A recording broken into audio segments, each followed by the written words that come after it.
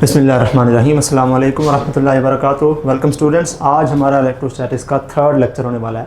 इससे पहले हमने कूलम्स लॉ पढ़ा, इलेक्ट्रिक फोर्स पढ़ी, इलेक्ट्रिक फील्ड पढ़ी और कल हमने छोड़ा था गॉसेस लॉ के ऊपर। आज हम उससे आगे application of Gauss's law start करने वाले थे, but before continuing into applications of Gauss's law I would like to share a few questions जो आपकी तरफ से गालिबन ये आपकी तरफ से पूछे जाने चाहिए थे। पहला क्वेश्चन तो ये है, Y electric field lines don't cross each other. I hope most of you know the answer to this question, but some of you still don't know the answer to this question. And if somebody does not know the answer to this question, तो उसको पता होना चाहिए कि electric field lines जो हैं basically, for example ये एक पॉजिटिव चार्ज है, ये एक नेगेटिव चार्ज है। पॉजिटिव चार्ज से इलेक्ट्रिक फील्ड लाइन स्टार्ट होती है और नेगेटिव चार्ज के ऊपर आकर एंड हो जाती है, और इस तरह से इलेक्ट्रिक फील्ड लाइन्स का एक पैटर्न सा हमारे पास मिलता है, राइट। ये सारा का सारा पैटर्न आप इससे पहले देख चुके हैं। हम कहते हैं कि इलेक्ट्रिक फील्ड लाइंस कभी भी एक दूसरे को क्रॉस नहीं कर सकती। यहाँ से एक और इलेक्ट्रिक फील्ड लाइन जब आएगी तो वो किसी और इलेक्ट्रिक फील्ड लाइन को क्रॉस किए बगैर स्ट्रेट पॉजिटिव से नेगेटिव चार्ज की तरफ जाएगी। ऐसा नहीं होगा कि ये इलेक्ट्रिक फील्ड लाइन इस तरह से यहाँ पर जाके गिर जाए, यहाँ पर अब क्रॉसिंग पॉइंट बन गया। ऐसा पॉसिबल नहीं होता। ऐसा क्यों पॉसिबल नहीं होता? बिकॉज हम direction of electric field lines हमेशा tangent to field lines draw करके मालूम करते हैं। टेंजेंट टू फील्ड लाइंस का क्या मतलब है? जब इलेक्ट्रिक फील्ड लाइंस बिल्कुल स्ट्रेट थी तो हम कहते थे कि बिल्कुल इलेक्ट्रिक फील्ड लाइन यहाँ से यहाँ तक है, यहाँ से इस तरफ है, तो इसका मतलब है इलेक्ट्रिक फील्ड की डायरेक्शन भी इसी तरफ ही है। लेकिन अब ये कर्व्ड लाइन है, इसकी डायरेक्शन मुसलसल चेंज हो रही है। तो अगर हम इस पॉइंट पर इलेक्ट्रिक फील्ड की डायरेक्शन मालूम करना चाहते हैं तो हमें यहाँ पर एक टेंजेंट ड्रॉ करना पड़ेगा। तो वो जो टेंजेंट है वो बताएगा हमें कि इस पॉइंट पर इलेक्ट्रिक फील्ड की डायरेक्शन क्या थी। अगर हम इस पॉइंट पर इलेक्ट्रिक फील्ड की डायरेक्शन मालूम करना चाहते हैं तो हम क्या करेंगे, हम यहाँ पर एक टेंजेंट ड्रॉ करेंगे और वो टेंजेंट हमें बताएगा कि इस पॉइंट पर इलेक्ट्रिक फील्ड की डायरेक्शन क्या है।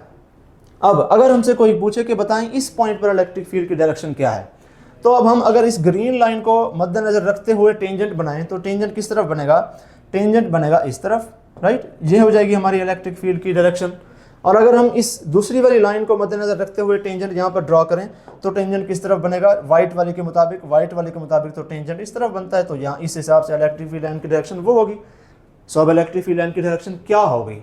यहाँ पर वेगनेस आ गई, बीच में थोड़ा सा डाउट आ गया। तो ये डाउट हम नहीं चाहते। हम चाहते हैं मैप ऐसा बने, मैप पूरा का पूरा हमेशा श्योर होना चाहिए, जहाँ पर हम किसी भी पॉइंट पर इलेक्ट्रिक फील्ड की डायरेक्शन अगर मालूम करें हमें एक ही डायरेक्शन मिले।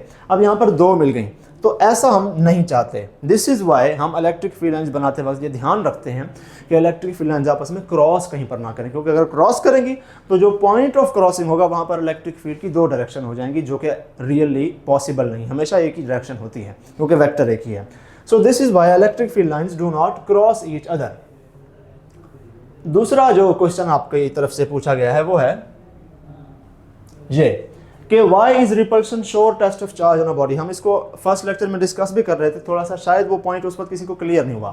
तो ऐसा है, हमने एक चीज डिस्कस की थी, इलेक्ट्रोस्टैटिक इंडक्शन, राइट। हमने कहा था कि एक चार्ज्ड बॉडी जब दूसरी न्यूट्रल बॉडी के करीब आती है तो क्या होता है कि वो दूसरी न्यूट्रल बॉडी का भी चार्ज रीडिस्ट्रीब्यूट करवा देती है। ये न्यूट्रल बॉडी है, इसको मैं N से शो कर रहा हूँ।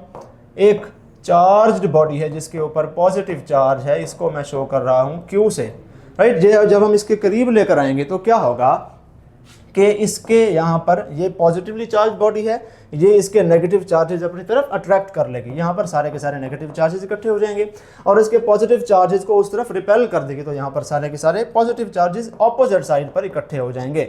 तो क्या हो जाएगा कि इस ऑब्जेक्ट का ये वाला सारा एंड पॉजिटिवली चार्ज हो जाएगा और ये वाला सारा पोर्शन नेगेटिवली चार्ज हो जाएगा। तो अब क्या होगा, अब ये एंड पॉजिटिवली चार्ज है इस बॉडी का, ये एंड इस बॉडी का नेगेटिवली चार्ज है, दोनों में क्या हो जाएगी? अट्रैक्शन डेवलप हो जाएगी।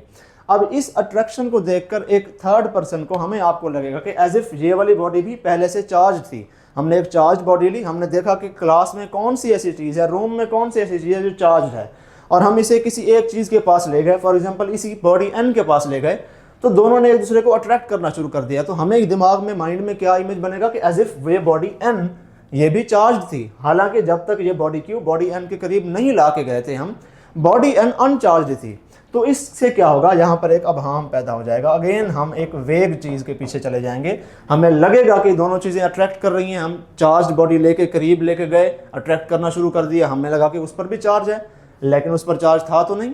इसीलिए अट्रैक्शन की बेस पर हम ये फैसला नहीं करते कि दो ऑब्जेक्ट्स दोनों की दोनों ऑलरेडी इंडिपेंडेंटली आइसोलेटेड फॉर्म में चार्ज थी कि नहीं, क्योंकि अट्रैक्शन से तो यहाँ पर ये भी अट्रैक्शन हो रही है, हालांकि ये बॉडी इस बॉडी की एब्सेंस, इस बॉडी को हटा दें तो वो तो अनचार्ज है, राइट। तो इलेक्ट्रोस्टैटिक इंडक्शन की वजह से एक चार्ज्ड बॉडी और एक न्यूट्रल बॉडी के दरमियान अट्रैक्शन पॉसिबल है, ठीक है ना। तो इसीलिए अट्रैक्शन को हम sure test of charge on a body नहीं लेते। फॉर एग्जांपल, अगर हम एक पॉजिटिवली चार्ज ऑब्जेक्ट लें, ये ऑब्जेक्ट Q है, एक और साथ हम नेगेटिवली चार्ज ऑब्जेक्ट लेते हैं, यहाँ पर ये बॉडी N है, ठीक है, इसके ऊपर ऑलरेडी नेगेटिव चार्ज पहले से था, इस ऑब्जेक्ट के करीब लाने से नहीं हुआ, तो क्या होगा, ये दोनों अट्रैक्ट करेंगी। हम अभी भी इस बात को श्योर नहीं मानेंगे। सपोज अगर ये वाली बॉडी भी पॉजिटिवली चार्ज है,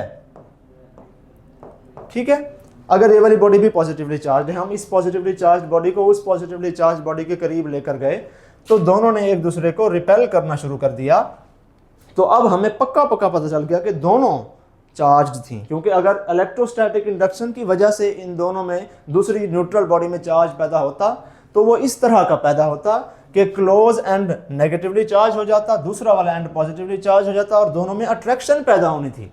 इलेक्ट्रोस्टैटिक इंडक्शन की वजह से कभी भी रिपल्शन पैदा नहीं हो सकती। तो इस वजह से ये वाला कॉन्सेप्ट हम यहाँ पर यूज़ करते हैं, और इसीलिए हम देखते हैं कि अगर दो ऑब्जेक्ट के बीच में रिपल्शन पैदा हो गई है, हम एक चार्ज बॉडी लेके कमरे में हर बॉडी के करीब लगा के चेक करें, जिस बॉडी से रिपल्शन हो गई तो पक्की बात है कि वो बॉडी चार्ज ही थी पहले से। अगर उस बॉडी से इस चार्ज बॉडी की अट्रैक्शन हो गई तो अब हमें पक्का पता नहीं है, श्योर टेस्ट नहीं, हो भी सकता है, नहीं भी हो सकता, लेकिन अगर रिपेल कर दिया तो अब पक्की बात होगी। अब ऐसा नहीं है कि वो दूसरी बॉडी न्यूट्रल थी और इलेक्ट्रोस्टैटिक इंडक्शन से रिपेल करना शुरू कर दिया, नहीं, ऐसा पॉसिबल नहीं है, ठीक हो गया। तो repulsion is the sure test of charge in the body, ये इसकी वजह है। आगे आ जाएं, अब हम आज का अपना लेक्चर स्टार्ट करते हैं बेसिक, जो हमने कल छोड़ा था एप्लीकेशन ऑफ गॉसेस लॉ के ऊपर, राइट। गॉसेस लॉ हमने पढ़ा। गॉसेस लॉ हमें बताता है कि अगर एक इर्रेगुलरली शेप्ड ऑब्जेक्ट है और उसके अंदर एक चार्ज रखा हुआ है, तो उस इर्रेगुलरली शेप्ड ऑब्जेक्ट, चूंकि उसका शक्ल इर्रेगुलर है, उसका एरिया मालूम करना मुश्किल है। हाँ, अगर ऐसा होता कि बिल्कुल एक सिंपल स्ट्रेट स्क्वायर सा एरिया होता, जिस तरह से हमने इलेक्ट्रिक फ्लक्स की डेफिनेशन में पढ़ा, स्क्वायर एरिया रखा होता था, इलेक्ट्रिक फील्ड लाइंस जितनी इलेक्ट्रिक फील्ड की स्ट्रेंथ मल्टीप्लाई कर देते थे हम उसको, एरिया से आगे कॉस थीटा लगा के E cos थीटा फार्मूला आ जाता था, राइट, ऐसे होता था। लेकिन अगर इर्रेगुलर शेप्ड बॉडी है तो एरिया का पता नहीं है। अब एरिया का पता नहीं है तो फिर हम लगाते हैं गॉसेस लॉ, और गॉसेस लॉ के मुताबिक क्या था कि flux through an irregular shaped object is equal to 1 over epsilon naught times the charge enclosed in the body, ठीक है। तो इस तरह से अब हमें उस ऑब्जेक्ट के अंदर इनक्लोज्ड चार्ज पता होगा, उसको हम एप्सिलॉन नॉट पर डिवाइड कर देंगे, हमारे पास फ्लक्स आ गया, हमें एरिया मालूम करने की ज़रूरत ही नहीं है। अब इसी फॉर्मूले को यूज़ करते हुए कुछ नताइज हमने कंक्लूड किए हैं, कुछ कॉन्सिक्वेंसेज हमने निकाले हैं। उनमें से पहला है जे, दूसरा है जे, तीसरा है जे। आपने जब एफएससी की, आपने इन तीनों की डेरिवेशन की। डेरिवेशन हम नहीं करेंगे, क्यों नहीं करेंगे? क्योंकि एमडी कैट के लेवल के ऊपर आपके पास, आपके लिए किसी भी चीज़ की डेरिवेशन ज़रूरी नहीं है। आपको उसका फार्मूला पता होना चाहिए, आपको पता होना चाहिए उस फार्मूले का मतलब क्या है, आपको पता होना चाहिए वो फार्मूला कब यूज़ करना है, आपको पता होना चाहिए वो फार्मूला कब यूज़ नहीं करना, आपको पता होना चाहिए उस फार्मूले के अंदर मौजूद वेरिएबल्स किस किस चीज़ को रिप्रेजेंट करते हैं, ठीक है। डेरिवेशन में दिमाग अपना नहीं खपाना, ये टोटली आपके लिए टाइम वेस्ट होगा। तो हम डायरेक्टली इनकी एप्लीकेशन देखेंगे कि कहाँ कहाँ पर ये यूज़ होते हैं। सबसे पहली जो एप्लीकेशन है गॉसेस लॉ की, वो ये है कि electric field inside a hollow charged metallic sphere, metal की स्फीयर है, हॉलो है, अंदर बिल्कुल खाली स्पेस है और चार्ज है। अंदर से हॉलो है तो चार्ज इसकी सारी सरफेस के ऊपर ये पॉजिटिव चार्ज यहाँ पर इकट्ठा हुआ है। तो इसके अंदर ये वाला पॉइंट P अगर हम ले लें तो इसके अंदर जो इलेक्ट्रिक फील्ड होगी, गॉसेस लॉ को यूज़ करते हुए हमने ये डिवाइस किया है कि इलेक्ट्रिक फील्ड इसके अंदर इस पॉइंट P के ऊपर या किसी भी पॉइंट, यहाँ पर पॉइंट ले लें, यहाँ पर पॉइंट लें, यहाँ पर पॉइंट लें, यहाँ पर कहीं पर पॉइंट लें, वो ज़ीरो होगी। बेशक बाहर चार्ज है लेकिन उसके अंदर इलेक्ट्रिक फील्ड ज़ीरो होती है, ठीक है। अब इसकी एप्लीकेशन ये है कि अगर हम बाहर कोई भी चार्ज ऑब्जेक्ट लेके आएँ, यहाँ पर कोई चार्ज ऑब्जेक्ट लेके आएँ या इसका अपना ही चार्ज क्यों ना हो, अंदर अगर कोई चार्ज रखेंगे, नेगेटिव चार्ज, पॉजिटिव चार्ज, तो इस नेगेटिव चार्ज या पॉजिटिव चार्ज या न्यूट्रल ऑब्जेक्ट भी चाहे अंदर कोई रखें, तो उसके ऊपर बाहर से आने वाली इलेक्ट्रिक फील्ड का कोई असर नहीं होगा, ठीक है। इसका मतलब है कि एक मेटल के इनक्लोजर के अंदर, inside a metallic enclosure, metal के इनक्लोजर के अंदर अगर कोई चीज़ रखी जाती है तो that object is shielded from the outside electrical disturbances. इसकी एप्लीकेशन रियल लाइफ में क्या है कि हमारे जितने भी इलेक्ट्रिकल जो इंस्ट्रूमेंट्स हैं, आपका सीपीयू हो गया, मेटल की बॉडी होती है, ठीक है, मोस्टली इलेक्ट्रॉनिक ऐसे सर्किट्स जो इलेक्ट्रिक फील्ड से सेंसिटिव होते हैं उनको मेटल इनक्लोजर में बंद करके रखा जाता है, ताकि अगर बाहर कोई इलेक्ट्रिक फील्ड आ भी जाती है तो वो उसको डिस्टर्ब ना करे। आप शायद 2000 के बाद पैदा हुए हैं, लेकिन अगर आप 1995 या 1990 के बाद पैदा होते तो आपको फैक्स मशीन का पता होता। अभी भी आपको पता होगा, लेकिन आपने शायद यूज़ नहीं की होंगी। तो फैक्स मशीन में एक प्रॉब्लम होती थी कि जब हम फैक्स भेजते थे तो फैक्स जाता है तारों के थ्रू। हम यहाँ पर कोई डॉक्यूमेंट भेजते हैं, डॉक्यूमेंट इलेक्ट्रिकल सिग्नल में कन्वर्ट हो जाता है और वो तारों के थ्रू जाता है, और वो टेलीफोन की तार होती थी बाकायदा, उसके लिए कोई सेपरेट तार नहीं लगती थी। मोहल्लों गलियों वालों में वही टेलीफोन की तार हम यूज़ करते थे फैक्स मशीन के लिए। उसी टेलीफोन की तार के थ्रू उसका इलेक्ट्रिकल सिग्नल जाता था, और जहाँ पर भेजा है हमने वहाँ की फैक्स मशीन में उस इलेक्ट्रिकल सिग्नल को दोबारा कन्वर्ट करके हम दोबारा से वो डॉक्यूमेंट वहाँ पर नया प्रिंट कर लेते थे। इस तरह से फैक्स सेंड किया जाता है। तो होता यह था कि टेलीफोन की तारें होती थी क्राउडेड, किसी खंबे के बीच में से गुजर रही हैं, इर्द गिर्द दूसरी तारें हैं, तो वो जो टेलीफोन की तारें हैं वो हमेशा किसी ना किसी इलेक्ट्रिक फील्ड के अंदर, इलेक्ट्रिक फील्ड से एक्सपोज हैं, तो रास्ते में वो सिग्नल टेम्पर हो जाता था।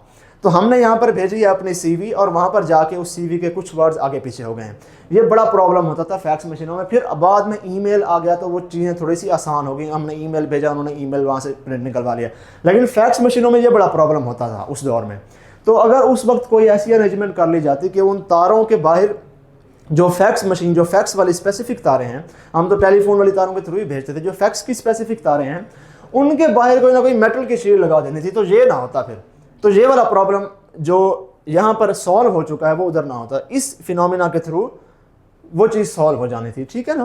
तो ये इसकी पहली एप्लीकेशन होगी कि इलेक्ट्रिक फील्ड एक हॉलो मेटालिक चार्ज स्फीयर के अंदर जीरो होती है, इलेक्ट्रिक फील्ड जीरो होती है, पोटेंशियल नहीं, वो हम आगे डिस्कस करेंगे। दूसरी एप्लीकेशन पर आ जाएं कि अगर हम एक इनफाइनाइट शीट ऑफ चार्ज लें, एक शीट है, मेटालिक शीट है, उसके ऊपर इन चार्ज है, और वो जो शीट है उसका एरिया इनफाइनाइट है। यहाँ पर हमने इतना ही एरिया बनाया हुआ है ऑब्वियसली, क्योंकि ये पूरा का पूरा वाइट बोर्ड इनफाइनाइट तो नहीं है, तो हम उसका एक पोर्शन यहाँ पर दिखा रहे हैं। तो इलेक्ट्रिक फील्ड अगर इसके करीब किसी पॉइंट के ऊपर आप देखना चाहते हैं कि इसके करीब किसी पॉइंट ओ के पी के ऊपर, फॉर एग्जांपल ये वाला पॉइंट है, यहाँ पर इलेक्ट्रिक फील्ड क्या होगी, तो गॉसेस लॉ को यूज़ करके डिराइव करके हमारे पास ये फार्मूला आता है। Electric field intensity near an infinite sheet of charge is sigma divided bye 2 epsilon not. ठीक है, अब ये सिग्मा क्या बला है, सिग्मा है सरफेस चार्ज डेंसिटी, ठीक है ना। चूंकि ये इनफाइनाइट शीट ऑफ चार्ज है तो हमें नहीं पता कि टोटल पूरी शीट के ऊपर कितना चार्ज है, तो हम फार्मूले में क्या यूज़ करें, फिर चार्ज तो नहीं यूज़ कर सकते, ऐसा ना।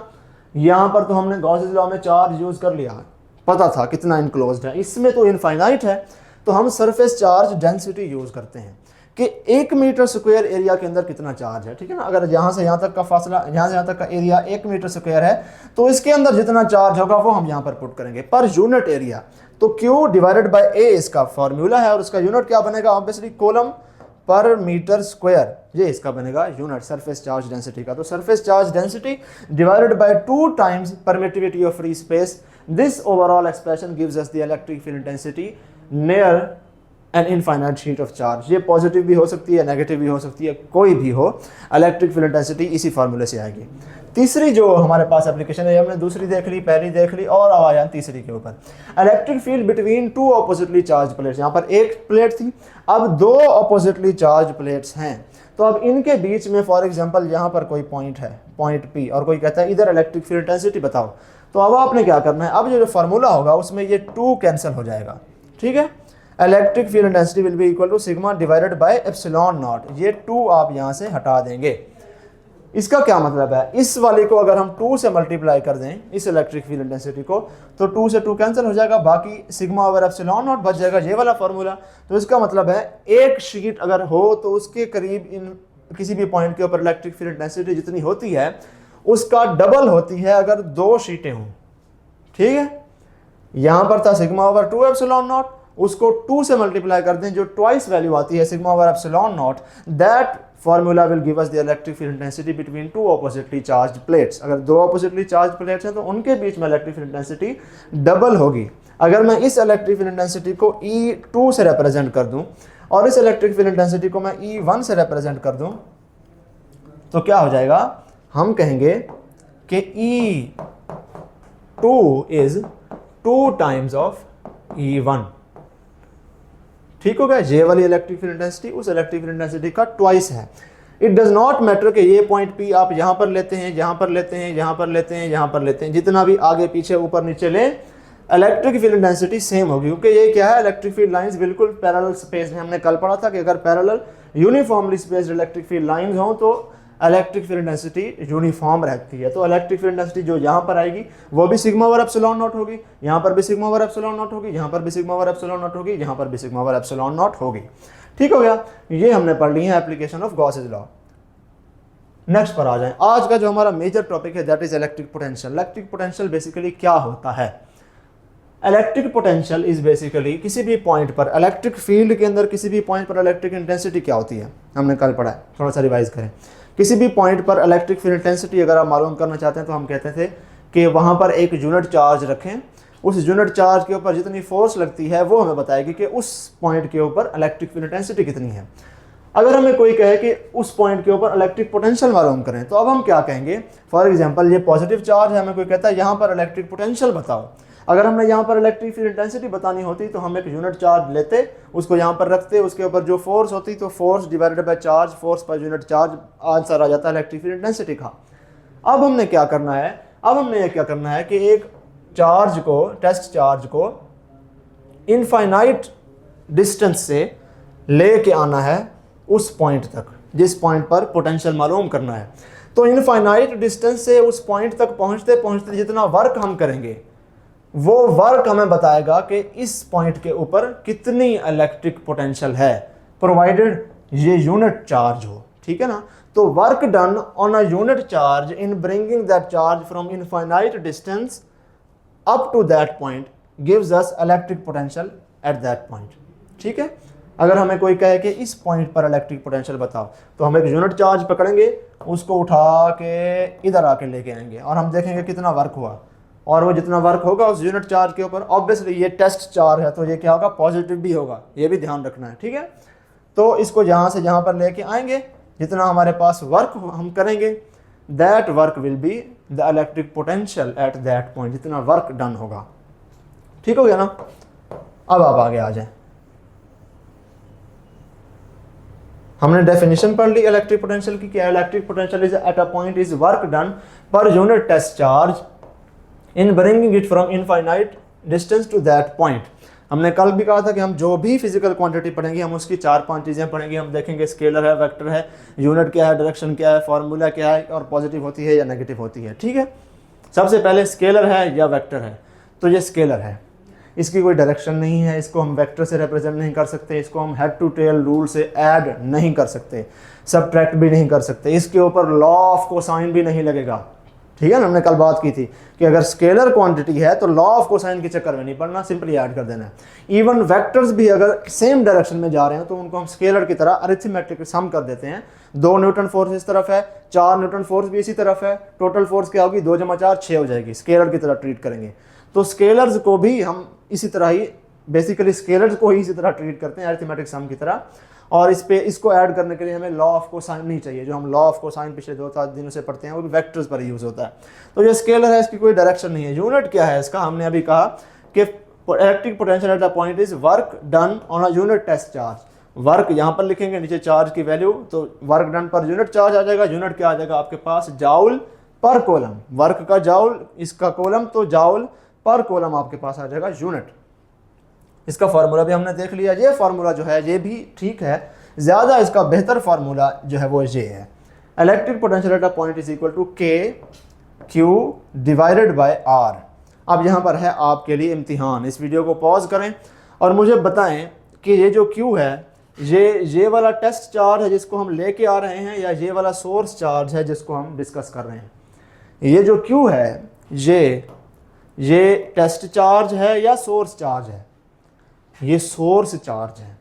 यहाँ पर ये जो क्यू नॉट है ये है टेस्ट चार्ज। ये बात आपने कल भी इसमें हमने डिस्कशन की थी कि ये वाला जो होता है क्यू, नीचे वाला डिनोमिनेटर वाला ये टेस्ट चार्ज होता है, क्यू नॉट से इसके लिए हमने उसको लिखा हुआ है। ये जो क्यू है ये है सोर्स चार्ज। तो सोर्स चार्ज ज़्यादा होगा तो पोटेंशियल ज़्यादा होगी। डिस्टेंस अगर आप बढ़ाते जाएंगे तो पोटेंशियल क्या हो जाएगी, कम हो जाएगी। अगर हम इसका भी ग्राफ बना लें अगर, तो हम इसका ग्राफ बनाएंगे जिस तरह से हमने कूलम्स फोर्स और इलेक्ट्रिक फील्ड इंटेंसिटी का बनाया था। तो अगर हम वाई एक्सिस पर लें पोटेंशियल, एक्स एक्सिस पर लें डिस्टेंस, तो क्या हो जाएगा कि जैसे जैसे हम दूर जाते जाएंगे किसी भी पॉजिटिव चार्ज के केस में अगर हम बात करें, तो पोटेंशियल क्या हो जाएगी, कम होती जाएगी, कम होती जाएगी, कम होती जाएगी, और इस तरह से हमें डिकेइंग सा कर्व मिलेगा। ठीक है, डिकेइंग कर्व इन्वर्सली प्रोपोर्शनल। इस जो है ग्राफ का जो मतलब है वो है ये कि potential is inversely proportional to distance from the centre of that charge that we are discussing. अब एक चीज़ जो काम की आपको आनी चाहिए वो है ये पॉजिटिव पोटेंशियल और नेगेटिव पोटेंशियल। इसमें बहुत बच्चे गलती करते हैं और इसको हम किस तरह से कम सॉल्व करेंगे, हम इसको थोड़ा सा दिमाग लगा के सॉल्व करेंगे। हम कहेंगे ये है पॉजिटिव चार्ज, बाहर से हमने एक चार्ज यहां पर लेके आए इनफाइनाइट डिस्टेंस से उस पॉइंट तक। ये जो बात लिखी हुई है कि जब भी आपने चार्ज को इनफाइनाइट डिस्टेंस से यहां तक लेके आना है तो उसके लिए ज़रूरी है कि उस चार्ज को इलेक्ट्रोस्टैटिक इक्विलिब्रियम में रख के आएँ, यानी कि उस चार्ज के ऊपर जो आप फोर्स लगाएं वो उतनी ही हो जो इलेक्ट्रिक फील्ड की वजह से उसके ऊपर लग रही है। इन अदर वर्ड्स, आपने उस चार्ज को एक्सेलरेट नहीं करना, एक्सेलरेशन उसकी ज़ीरो होनी चाहिए। ठीक है, आप चार्ज को, पॉजिटिव टेस्ट चार्ज है ना क्यू नॉट, उसको इसके करीब लेके आ रहे हैं, ये भी पॉजिटिव चार्ज है, आप भी पॉजिटिव चार्ज को इसके करीब लेके आ रहे हैं, क्या करेगा, रिपेल करेगा। आप ज़बरदस्ती फोर्स लगा के उसको उसकी तरफ लेके जाएंगे। इस चार्ज के ऊपर सपोज ये चार्ज हम यहाँ तक ले आए हैं, तो क्या होगा, इस चार्ज के ऊपर ये चार्ज इस तरफ फोर्स लगा रहा है, रिपेल कर रहा है। ठीक है, हमने इस फोर्स के खिलाफ इसको लेके जाना है उस पॉइंट तक, तो हम इस तरफ फोर्स लगाएंगे। ठीक है, ये F1 हो गया, ये F2 हो गया, ये दोनों फोर्सेस बराबर होनी चाहिए। आप भी उतनी ही फोर्स लगाएं जितनी उसके ऊपर उस इलेक्ट्रिक फील्ड की वजह से लग रही है। इलेक्ट्रिक फील्ड की वजह से लगने वाली फोर्स क्या होती है, that force is given by charge multiplied by electric field intensity. यही फार्मूला होता है ना इलेक्ट्रिक फोर्स का, चार्ज को मल्टीप्लाई करते हैं इलेक्ट्रिक फील्ड इंटेंसिटी से था। तो आपने इतनी ही फोर्स लगानी है, इस फोर्स का भी मैग्नीट्यूड यही होना चाहिए जो आप लगा के उसको लेके जा रहे हैं। इससे ज़्यादा नहीं लगानी, इससे ज़्यादा लगाएंगे तो आप एक्सेलरेट कर देंगे। अभी इसके ऊपर नेट फोर्स जीरो है, नेट फोर्स जीरो रख के कांस्टेंट वेलोसिटी के साथ उसको वहां पर लेके जाना है, जीरो एक्सेलरेशन के साथ।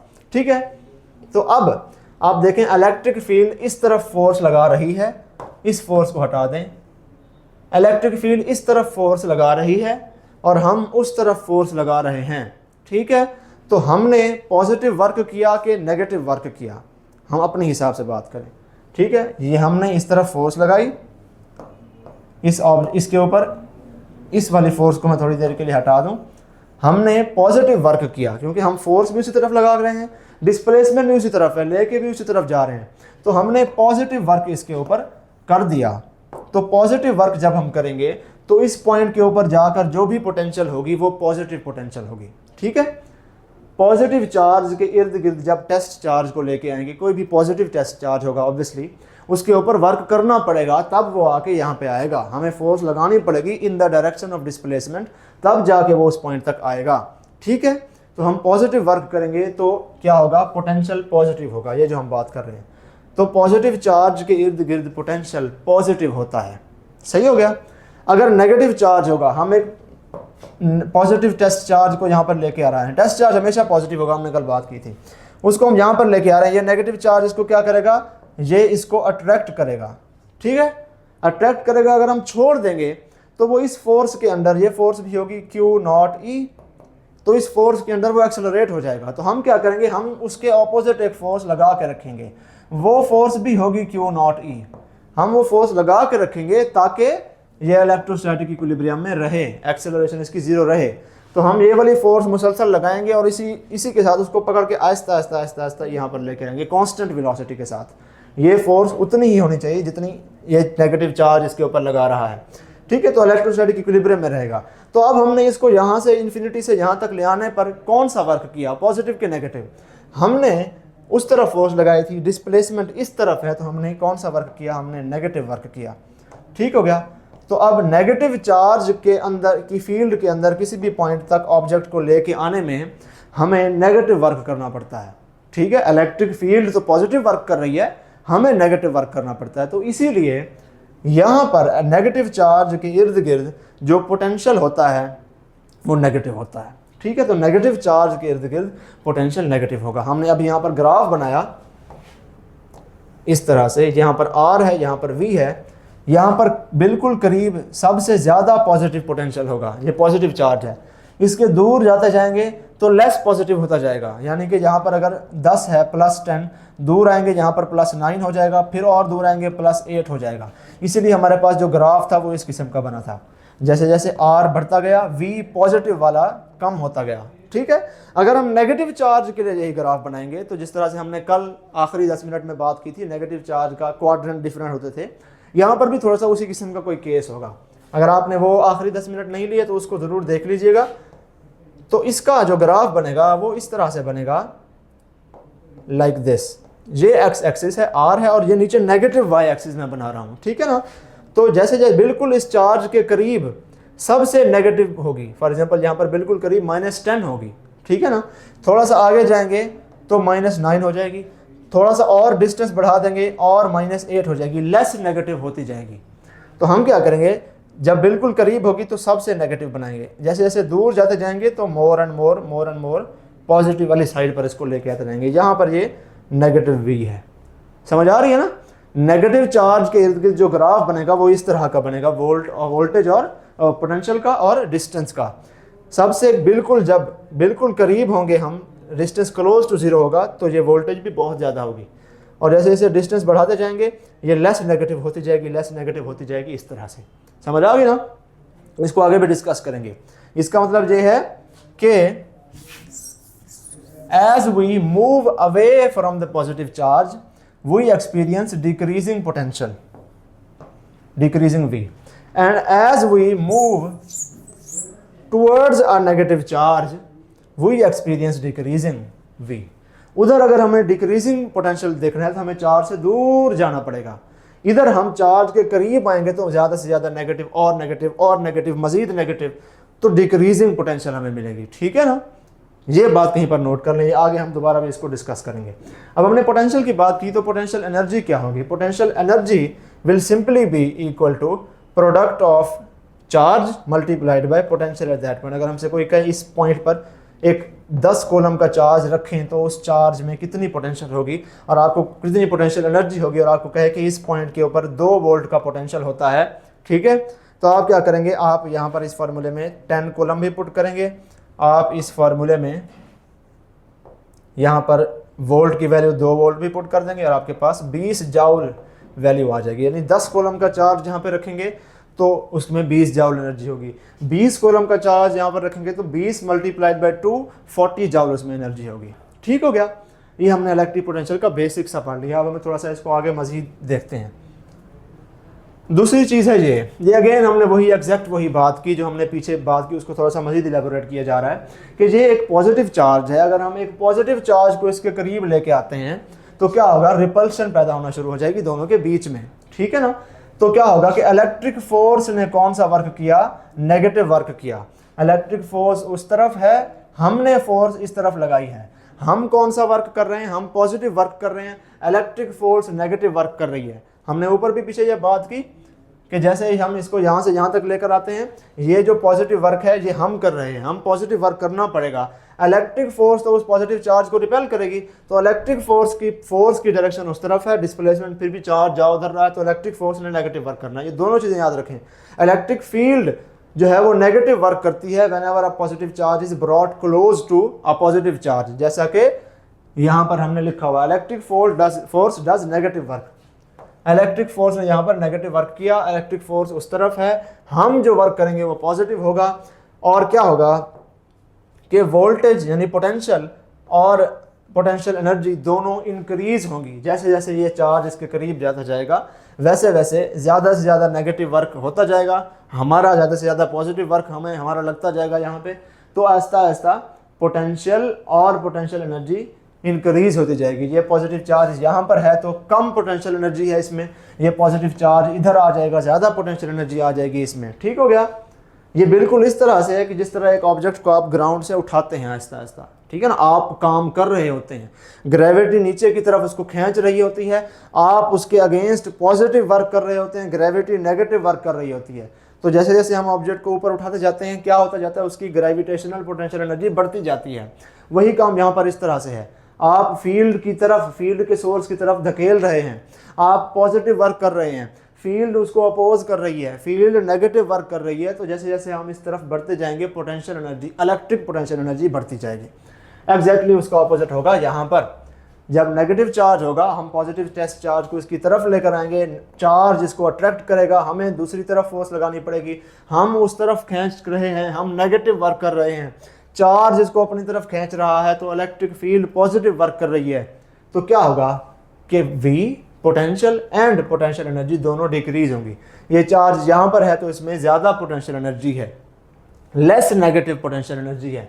ये चार्ज यहाँ पर आ जाएगा, ज़्यादा नेगेटिव पोटेंशियल एनर्जी हो जाएगी। यहाँ पर इसके अंदर सपोज अगर -3 जॉल थी, यहाँ पर फिर -10 जॉल एनर्जी हो जाएगी, बिल्कुल और करीब आ जाएगा तो हो सकता है -20 जॉल एनर्जी हो जाए, ज़्यादा से ज़्यादा नेगेटिव होती जाएगी। ठीक हो गया। ये बिल्कुल इस तरह से है कि एक ऑब्जेक्ट ऊपर से नीचे गिर रहा है, आप ऑब्जेक्ट को आहिस्ता आहिस्ता पकड़ के नीचे लेके जा रहे हैं, आप उसको ऊपर की तरफ खींच रहे हैं, पॉजिटिव वर्क कर रहे हैं, आपकी फोर्स ऊपर है, ग्रेविटेशनल फील्ड जो सोर्स फील्ड है वो उसको नीचे की तरफ खींच रही है तो वो पॉजिटिव वर्क कर रही है। और वो ऑब्जेक्ट जैसे जैसे उस तरफ जाता जा रहा है, नीचे जाता जा रहा है, तो gravitational potential energy more and more less होती जाती है। वही काम यहाँ पर है, आप उसको ऊपर खींचने की कोशिश कर रहे हैं, फील्ड उसको अपनी तरफ खींचने की कोशिश कर रही है, आहिस्ता आहिस्ता जैसे जैसे उस तरफ जाते जाएंगे तो उसकी potential energy more and more negative यानी कि कम होती जाएगी।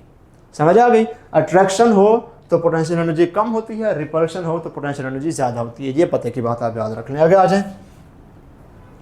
आगे है पोटेंशियल डिफरेंस। बिल्कुल एग्जैक्टली वही का वही कॉन्सेप्ट जैसा कि पोटेंशियल का था, थोड़ा सा फ़र्क है बस। पोटेंशियल में हम क्या कहते हैं कि एक ऑब्जेक्ट को इनफाइनाइट से लेकर इनफाइनाइट डिस्टेंस से किसी चार्ज ऑब्जेक्ट को लेके आए हैं उस पॉइंट के ऊपर जहाँ पर पोटेंशियल निकालना है। तो अगर इनफाइनाइट डिस्टेंस से एक चार्ज को यहाँ पर लेकर आ जाएंगे तो क्या हो जाएगा, हमारे पास इस पॉइंट का पोटेंशियल आ जाएगा, VA उसको कहेंगे। अगर इसी ऑब्जेक्ट को, इसी चार्ज को इनफाइनाइट डिस्टेंस से हम B पर लेकर आएँ तो उसका पोटेंशियल होगा VB। ठीक है।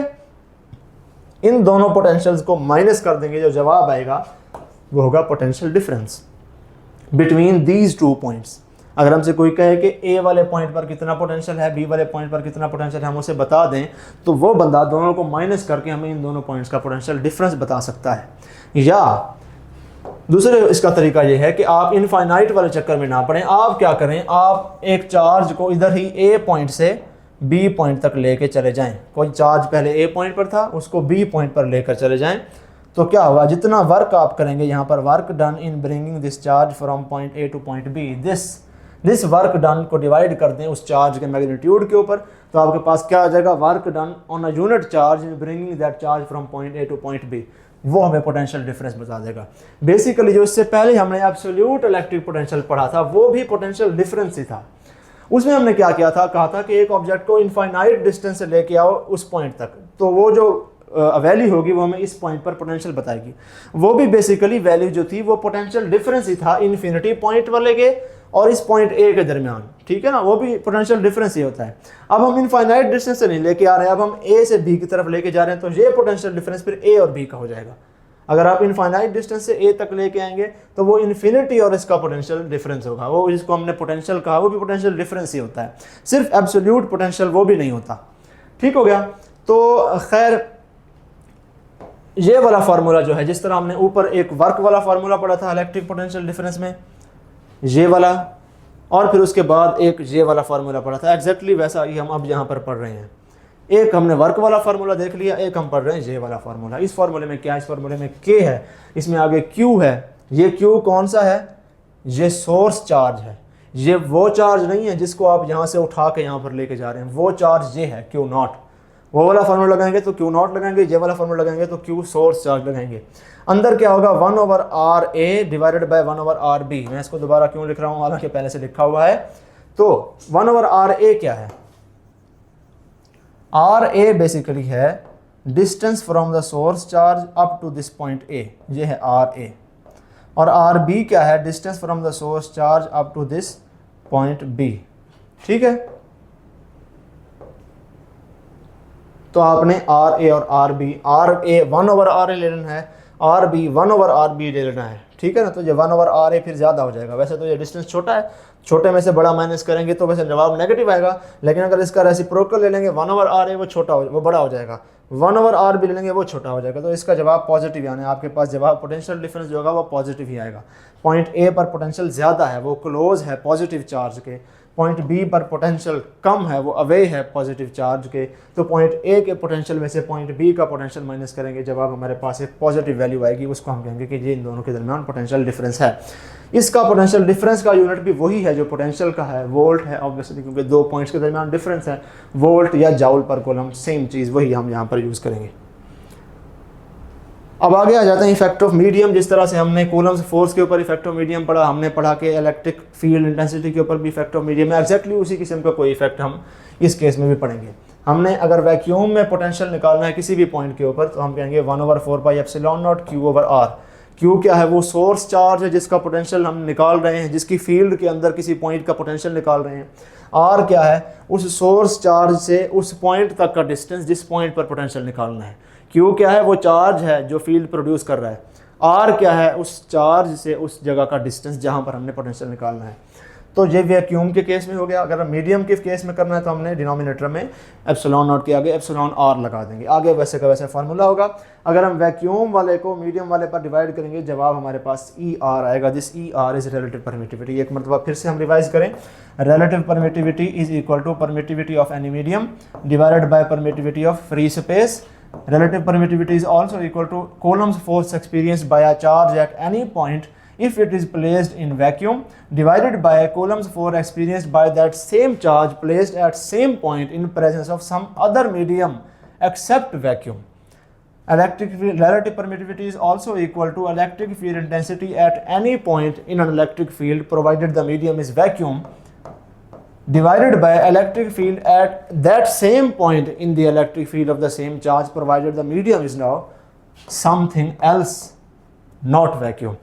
ये तीन हमने कर लिए थे। आज हम इसमें एक और डाल देते हैं, it is the ratio between potential in vacuum to the potential in the presence of medium at the same point। ठीक है ना, तो ये भी relative permittivity, इसमें मजीद भी एडिशन करेंगे आगे कैपेसिटर के कॉन्सेप्ट में। आगे आ जाएं, आगे है इलेक्ट्रॉन वोल्ट।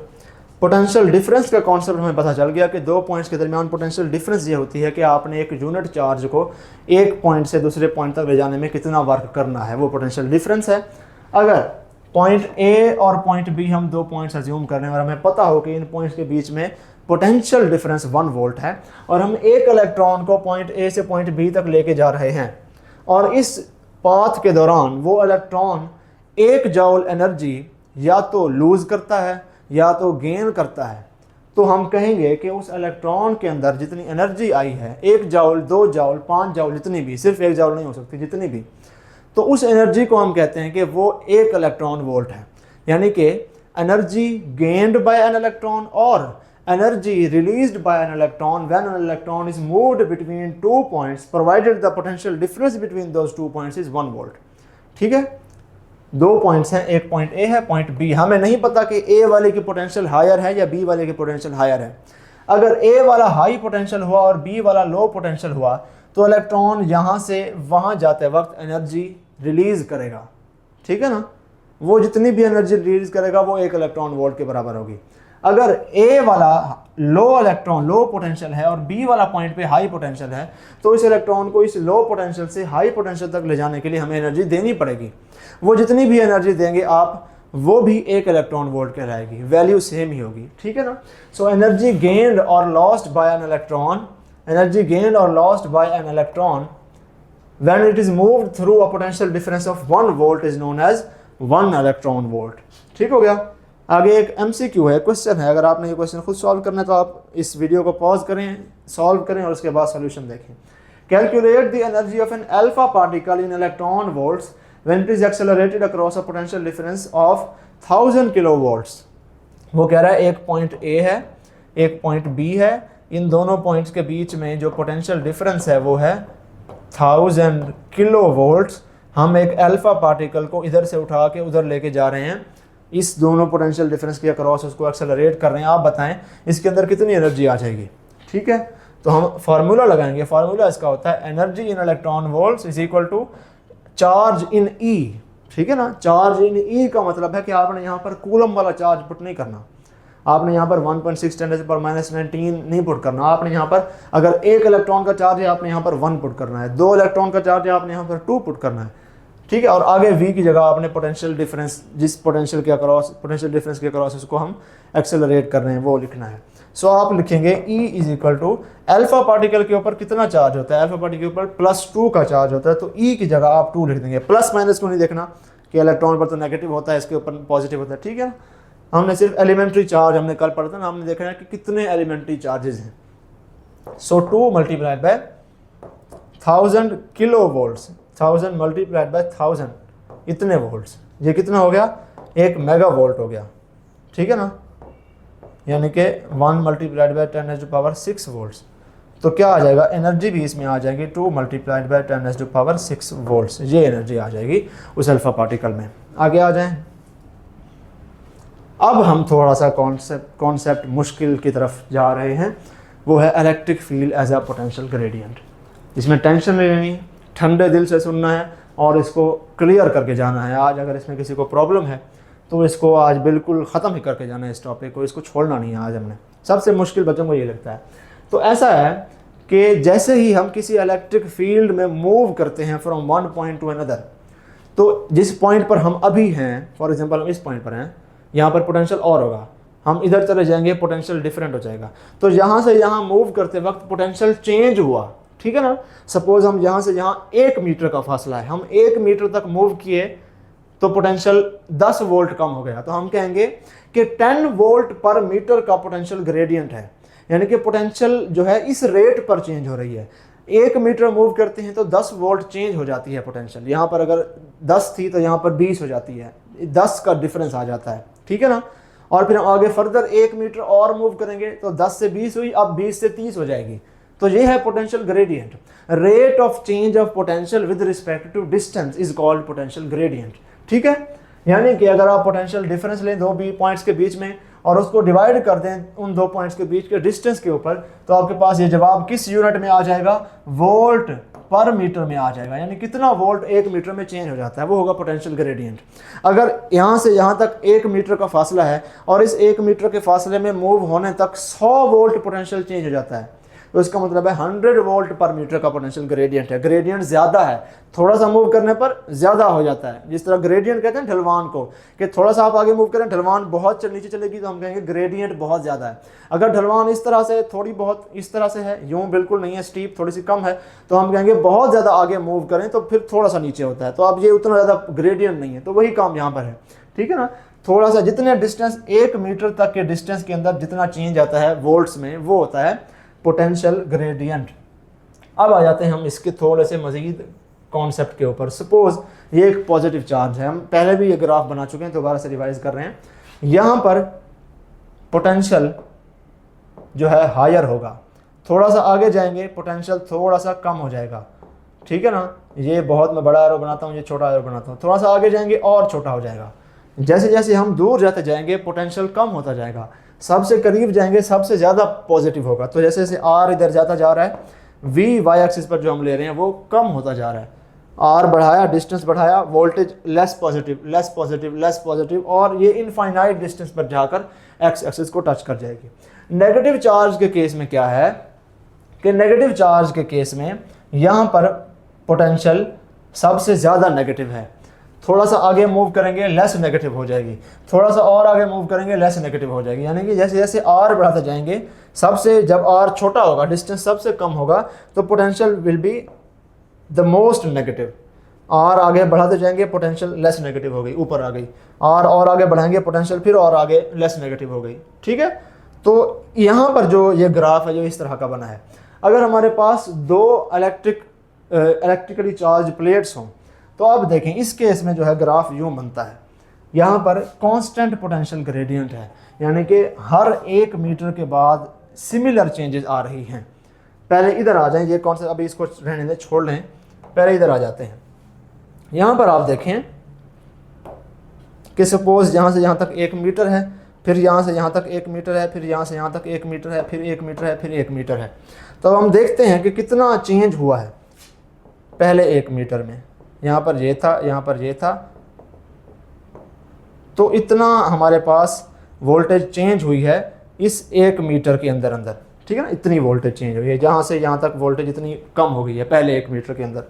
अब अगले 1 मीटर के अंदर आ जाएं, अगले 1 मीटर के अंदर वोल्टेज इतनी कम हुई है। अब देखें ये थोड़ा सा कम चेंज है, डिस्टेंस हमने उतना ही रखा है, ठीक है ना, लेकिन कम चेंज है। तो यहाँ पर जो ग्रेडियंट है शुरू में पहले 1 मीटर में वो ग्रेडियंट ज़्यादा था, 1 मीटर मूव करने पर पोटेंशियल ज़्यादा फॉल किया, तो वोल्ट पर मीटर ग्रेडियंट जो है, ग्रेडियंट क्या होता है, स्लोप ही बेसिकली हम मालूम कर रहे हैं।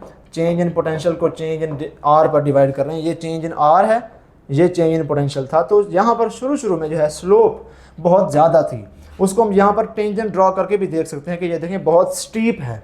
उसके बाद यहाँ पर आगे देखें तो यहाँ पर थोड़ा सा लेस स्टीप है। आगे फर्दर आगे चलें तो आगे मज़ीद 1 मीटर हम और मूव कर लिए, तो अब यहाँ पर देखें, अब यहाँ पर मज़ीद छोटा डिफरेंस आया है और मज़ीद बहुत ही थोड़ा डिफरेंस आया है। तो यहाँ पर अगेन अगर आप टेंजेंट ड्रॉ करें तो वो मज़ीद लेस स्टीप होगी। तो जैसे जैसे हम डिस्टेंस बढ़ाते जा रहे हैं तो ये जो स्लोप है इसकी लेस एंड लेस स्टीप होती जा रही है। शुरू में बहुत स्टीप है, less steep and than less steep. ये स्लोप बेसिकली हमें देती है इलेक्ट्रिक फील्ड, क्योंकि हमने यहाँ पर जो हेडिंग बेसिकली टॉपिक यही है कि electric field is the potential gradient. Potential gradient निकालें, वो जो जवाब आता है वही इलेक्ट्रिक फील्ड की वैल्यू होती है, ठीक है। तो इसका मतलब है जैसे जैसे हम दूर जाते जा रहे हैं स्लोप कम होती जा रही है। तो स्लोप जो कम होती जा रही है इसका मतलब है इलेक्ट्रिक फील्ड भी कम होती जा रही है, और वही तो यहाँ पर केस है। पॉजिटिव चार्ज से जैसे जैसे दूर जाते हैं इलेक्ट्रिक फील्ड कम ही होती है ना, हम पहले पढ़ चुके हैं। तो इसका मतलब है ये ग्राफ हमने ठीक बनाया है। एग्जैक्टली उसी किस्म का ही केस हम यहाँ पर देख सकते हैं। अगर हम अज्यूम करें कि ये भी 1 मीटर है, ये भी 1 मीटर है, 1 मीटर 1 मीटर 1 मीटर, तो शुरू में आप देखेंगे कि बहुत ज़्यादा चेंज आया है, इतना ज़्यादा चेंज आया है उस 1 मीटर मूव करने पर। पोटेंशियल इतना लेस नेगेटिव हो गया है। फिर अगले 1 मीटर तक मूव करने तक अब पोटेंशियल इतना थोड़ा हो गया है, ठीक है ना। शुरू में स्टीपनेस जो थी स्लोप की बहुत स्टीप थी, बहुत चढ़ाई है। यहाँ पर अब इस पॉइंट पर आकर लेस चढ़ाई हो गई है। थोड़ा सा आगे मज़ीद जाएंगे और यहाँ पर अगर आप देखें तो अब देखें, अब उसी 1 मीटर को मूव करने पर वाई एक्सिस पर बहुत कम चेंज आया है। तो वाई एक्सिस पर बहुत कम चेंज आया है, तो अगर इसकी स्लोप हम देखेंगे तो हम इसकी भी स्लोप देखने पर यही कहेंगे कि ये जो स्लोप है शुरू में बहुत स्टीप थी, फिर कम स्टीप हो गई, फिर बहुत ही कम स्टीप हो गई, तो स्लोप कम होती जा रही है, यानी पोटेंशियल ग्रेडियंट कम होता जा रहा है, यानी कि potential difference per unit distance कम होता जा रहा है, यानी कि इलेक्ट्रिक फील्ड कम होती जा रही है। एग्जैक्टली वही बात है यहाँ पर भी, नेगेटिव चार्ज से जितना दूर जाते जाएंगे तो इलेक्ट्रिक फील्ड कम ही होती जाएगी। अब उधर आ जाएं, वहाँ पर क्या है कि वहाँ पर अगर हम देखें ये 1 मीटर, इसको भी 1 मीटर ले लें, इसको भी 1 मीटर, ये भी 1 मीटर 1 मीटर 1 मीटर 1 मीटर, और यहाँ पर अगर हम देखें यहाँ पर 1 मीटर के हमने फासले बना लिए, तो पहले 1 मीटर में इतना चेंज आया, अगले 1 मीटर में भी उतना ही चेंज आया, अगले 1 मीटर में भी उतना ही चेंज आया, अगले 1 मीटर में भी उतना ही चेंज आया। तो देखें इक्वली चेंज हो रहा है, स्लोप कांस्टेंट है, तो इसलिए इलेक्ट्रिक फील्ड भी कांस्टेंट है। यानी कि अगर rate of change of potential constant रहेगा विद इंक्रीजिंग डिस्टेंस, तो हम कहेंगे कि स्लोप कांस्टेंट है, पोटेंशियल ग्रेडियंट कांस्टेंट है, हम कहेंगे इलेक्ट्रिक फील्ड कांस्टेंट है। ठीक हो गया, ये बात यहाँ पर इसको बिल्कुल क्लियर कर लें।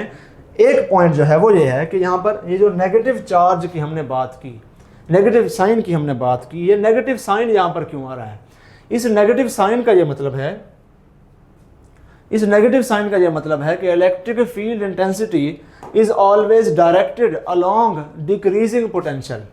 Electric field as a potential gradient का जो फॉर्मूला है वो हमें ये तो बता देता है कि कितनी इलेक्ट्रिक फील्ड है, वो हमें ये भी बताता है कि इलेक्ट्रिक फील्ड की डायरेक्शन क्या है। इलेक्ट्रिक फील्ड की डायरेक्शन हमेशा डिक्रीजिंग पोटेंशियल की तरफ होती है, यानी जिस तरफ मूव करने पर पोटेंशियल कम होगी इलेक्ट्रिक फील्ड की डायरेक्शन उधर ही होगी। फॉर एग्जांपल इधर आ जाएं, हमने शुरू में ये बात की ये हमने बात की यहाँ पर, इधर हमने कहा कि एक पॉजिटिव चार्ज से जितना दूर जाते जाते हैं पोटेंशियल डिक्रीज होता है, यानी कि ये वाली जो डायरेक्शन है ये डिक्रीजिंग पोटेंशियल की डायरेक्शन है, तो इलेक्ट्रिक फील्ड इंटेंसिटी की डायरेक्शन भी पॉजिटिव चार्ज के लिए इस तरफ होगी। हमने यहाँ पर भी बात की, हमने कहा कि नेगेटिव चार्ज के केस में जो डिक्रीजिंग पोटेंशियल की डायरेक्शन है वो ये है, यानी कि जितना नेगेटिव चार्ज के करीब आते हैं potential less more and more negative होती जाती है, कम होती जाती है। तो नेगेटिव चार्ज के केस में डिक्रीजिंग पोटेंशियल इस तरफ है, तो नेगेटिव चार्ज के केस में इलेक्ट्रिक फील्ड की डायरेक्शन भी ये होगी।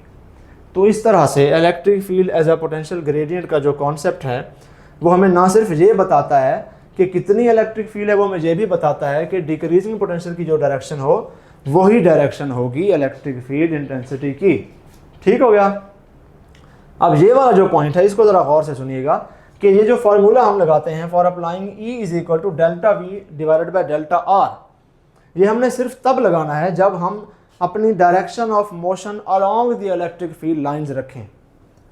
यहाँ पर जैसे हमने इलेक्ट्रिक फील्ड लाइंस के अलोंग मूव करते गए और डिस्टेंस जैसे जैसे बढ़ता गया पोटेंशियल कम होता गया, हमने कहा पोटेंशियल कम हो रहा है डिस्टेंस बढ़ने से, डिक्रीजिंग पोटेंशियल की डायरेक्शन ये है, हमने कहा इलेक्ट्रिक फील्ड की डायरेक्शन ये है। फिर हमने देखा ग्रेडियंट कैसे चेंज हो रहा है, हमने कहा जैसे जैसे आगे जा रहे हैं ग्रेडियंट कम होता जा रहा है, स्लोप कम होती जा रही है, और जैसे जैसे हम आगे जाएंगे तो इलेक्ट्रिक फील्ड भी कम होती जाएगी। तो ये पूरा कॉन्सेप्ट हमने यूज़ करके इस तरह से हमने ये सारी चीज़ें कंक्लूड की। लेकिन हमने मूव किस डायरेक्शन में किया, जिस तरफ इलेक्ट्रिक फील्ड लाइन थी, या उसके पैरेलल या एंटी पैरेलल जैसे भी मूव करें। यहाँ पर हम anti parallel electric field lines के मूव किए हैं, और हमने यहाँ पर भी वही चीज़ें देखी हैं कि जैसे जैसे डिस्टेंस बढ़ाओ पोटेंशियल लेस नेगेटिव होता जाता है, और शुरू में ज़्यादा स्लोप होती है, फिर कम स्लोप होती है, और इसी वजह से इलेक्ट्रिक फील्ड की वैल्यू भी स्लोप पर डिपेंड करती है। स्लोप कम हो रही है आहिस्ता आहिस्ता तो इलेक्ट्रिक फील्ड इंटेंसिटी भी कम होती जाएगी, और हमने यही बात वहाँ पर लगाई। हमने कहा वहाँ पर स्लोप कॉन्स्टेंट है, वहाँ पर भी हम इलेक्ट्रिक फील्ड लाइन्स के अलॉन्ग मूव किए। लेकिन अगर हम इलेक्ट्रिक फील्ड लाइन्स के परपेंडिकुलर मूव करते हैं, ठीक है ना, हम यूँ मूव कर रहे हैं अब, और हम देखते हैं कि हर 1 मीटर के बाद कितना कितना पोटेंशियल चेंज होता है, और हम ग्राफ इस तरह बनाते हैं y एक्सिस x एक्सिस पर r, y एक्सिस पर v। तो हम देखेंगे कि जैसे जैसे ऊपर से नीचे आएंगे 1 मीटर का फासला तय कर लिया, पोटेंशियल उतना ही रहेगा। फिर 1 मीटर और हम नीचे आ गए, फिर भी पोटेंशियल उतना ही रहेगा। ठीक है, यहाँ पर अगर 10 वोल्ट था, 1 मीटर नीचे भी 10 वोल्ट ही होगा। फिर 1 मीटर और नीचे आ जाएं, फिर भी यहाँ पर 10 वोल्ट ही होगा। तो पोटेंशियल ऊपर से नीचे जब आएंगे तो कांस्टेंट मिलेगा हमें, क्योंकि हम ना तो पॉजिटिव चार्ज के करीब जा रहे हैं ना नेगेटिव चार्ज के करीब जा रहे हैं। पॉजिटिव चार्ज की तरफ जाएंगे तो हायर पोटेंशियल की तरफ जाएंगे, नेगेटिव चार्ज की तरफ जाएंगे तो लोअर पोटेंशियल की तरफ जाएंगे। हम तो आ गए परपेंडिकुलर, तो with increasing perpendicular distance voltage remains constant. और अब आप देखेंगे कि डेल्टा वी तो जीरो है, और अब आप अगर फार्मूला लगा देंगे कि E is equal to delta V divided by delta R, delta V zero है, नीचे आर जो भी हम लें, तो जीरो को जिस चीज़ पर डिवाइड करेंगे जवाब तो जीरो आ जाएगा। आप कहेंगे कि इलेक्ट्रिक फील्ड तो यहाँ पर जीरो है, तो ये बात गलत हो जाएगी। इसीलिए हमने कभी भी perpendicular to the field lines नहीं मूव करना, हमने हमेशा या तो along the electric field lines move करना है या opposite the electric field lines move करना है। तब जाकर जो है हमें ये पोटेंशियल ग्रेडियंट वाला जो फार्मूला है ये सही जवाब देगा। ठीक है, आगे आ जाएं।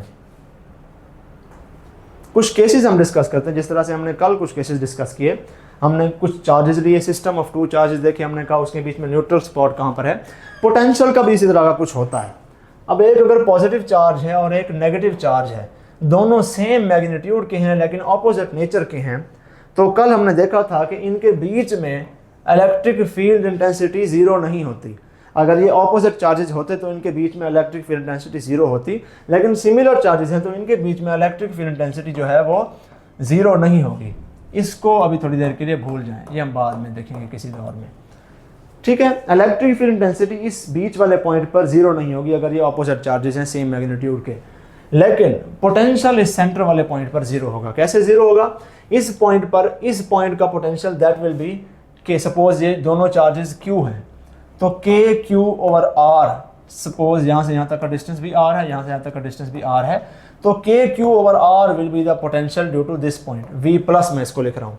और इस पॉइंट, इस चार्ज की वजह से यहाँ पर क्या पोटेंशियल होगा उसको मैं V माइनस लिख रहा हूँ, that will be minus KQ divided by R। ये बात यहाँ पर याद रखनी है, पोटेंशियल कैलकुलेट करते वक्त आपने पॉजिटिव नेगेटिव का ध्यान रखना है। हमने कल इलेक्ट्रिक फील्ड में कैलकुलेट करते वक्त ये ध्यान नहीं रखा, अब रखना है। तो अब अगर इस पॉइंट पर इस चार्ज की वजह से पोटेंशियल पॉजिटिव है, इसी पॉइंट पर उस चार्ज की वजह से पोटेंशियल नेगेटिव है, दोनों को ऐड करेंगे जवाब 0 आ जाएगा। तो सेंटर वाले पॉइंट के ऊपर पोटेंशियल 0 होता है, लेकिन इलेक्ट्रिक फील्ड 0 नहीं होती। अगर दोनों सेम मैग्नीट्यूड के हों और सेम नेचर के हों तो फिर इस सेंटर वाले पॉइंट के ऊपर इलेक्ट्रिक फील्ड 0 होगी। जैसा कि हमने देखा, अगर दोनों पॉजिटिव हों फिर भी सेंटर वाले पॉइंट पर इलेक्ट्रिक फील्ड 0 होगी। लेकिन पोटेंशियल का क्या, इस वाले पॉइंट की वजह से v -1 में लिख रहा हूँ, इस वाले चार्ज की वजह से यहाँ पर इस r डिस्टेंस के ऊपर क्या पोटेंशियल होगा, -kq/r।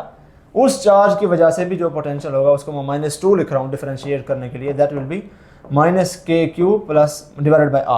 अब इन दोनों को ऐड करेंगे तो माइनस माइनस ऐड हो जाएंगे, जवाब हमारे पास -2v आ जाएगा। यानी कि अगर इस चार्ज की वजह से पोटेंशियल v है, v -1 is equal to v -2 है, इन दोनों को हम v ही कह देंगे क्योंकि बराबर पोटेंशियल है दोनों की वजह से, सेम डिस्टेंस है, सेम चार्जेस हैं। तो इसका भी v है, उसका भी v है, दोनों नेगेटिव ही हैं, तो दोनों को ऐड करेंगे तो -2v जवाब आ जाएगा। अगर दोनों पॉजिटिव होते तो इसका भी पॉजिटिव v होता, इसका पोटेंशियल भी यहाँ पर r डिस्टेंस पर पॉजिटिव v है, इसका पोटेंशियल भी यहाँ पर r डिस्टेंस पर पॉजिटिव v है, दोनों को ऐड कर देंगे तो जवाब +2v आ जाएगा। लेकिन इलेक्ट्रिक फील्ड यहाँ पर क्या होगी, 0 होगी।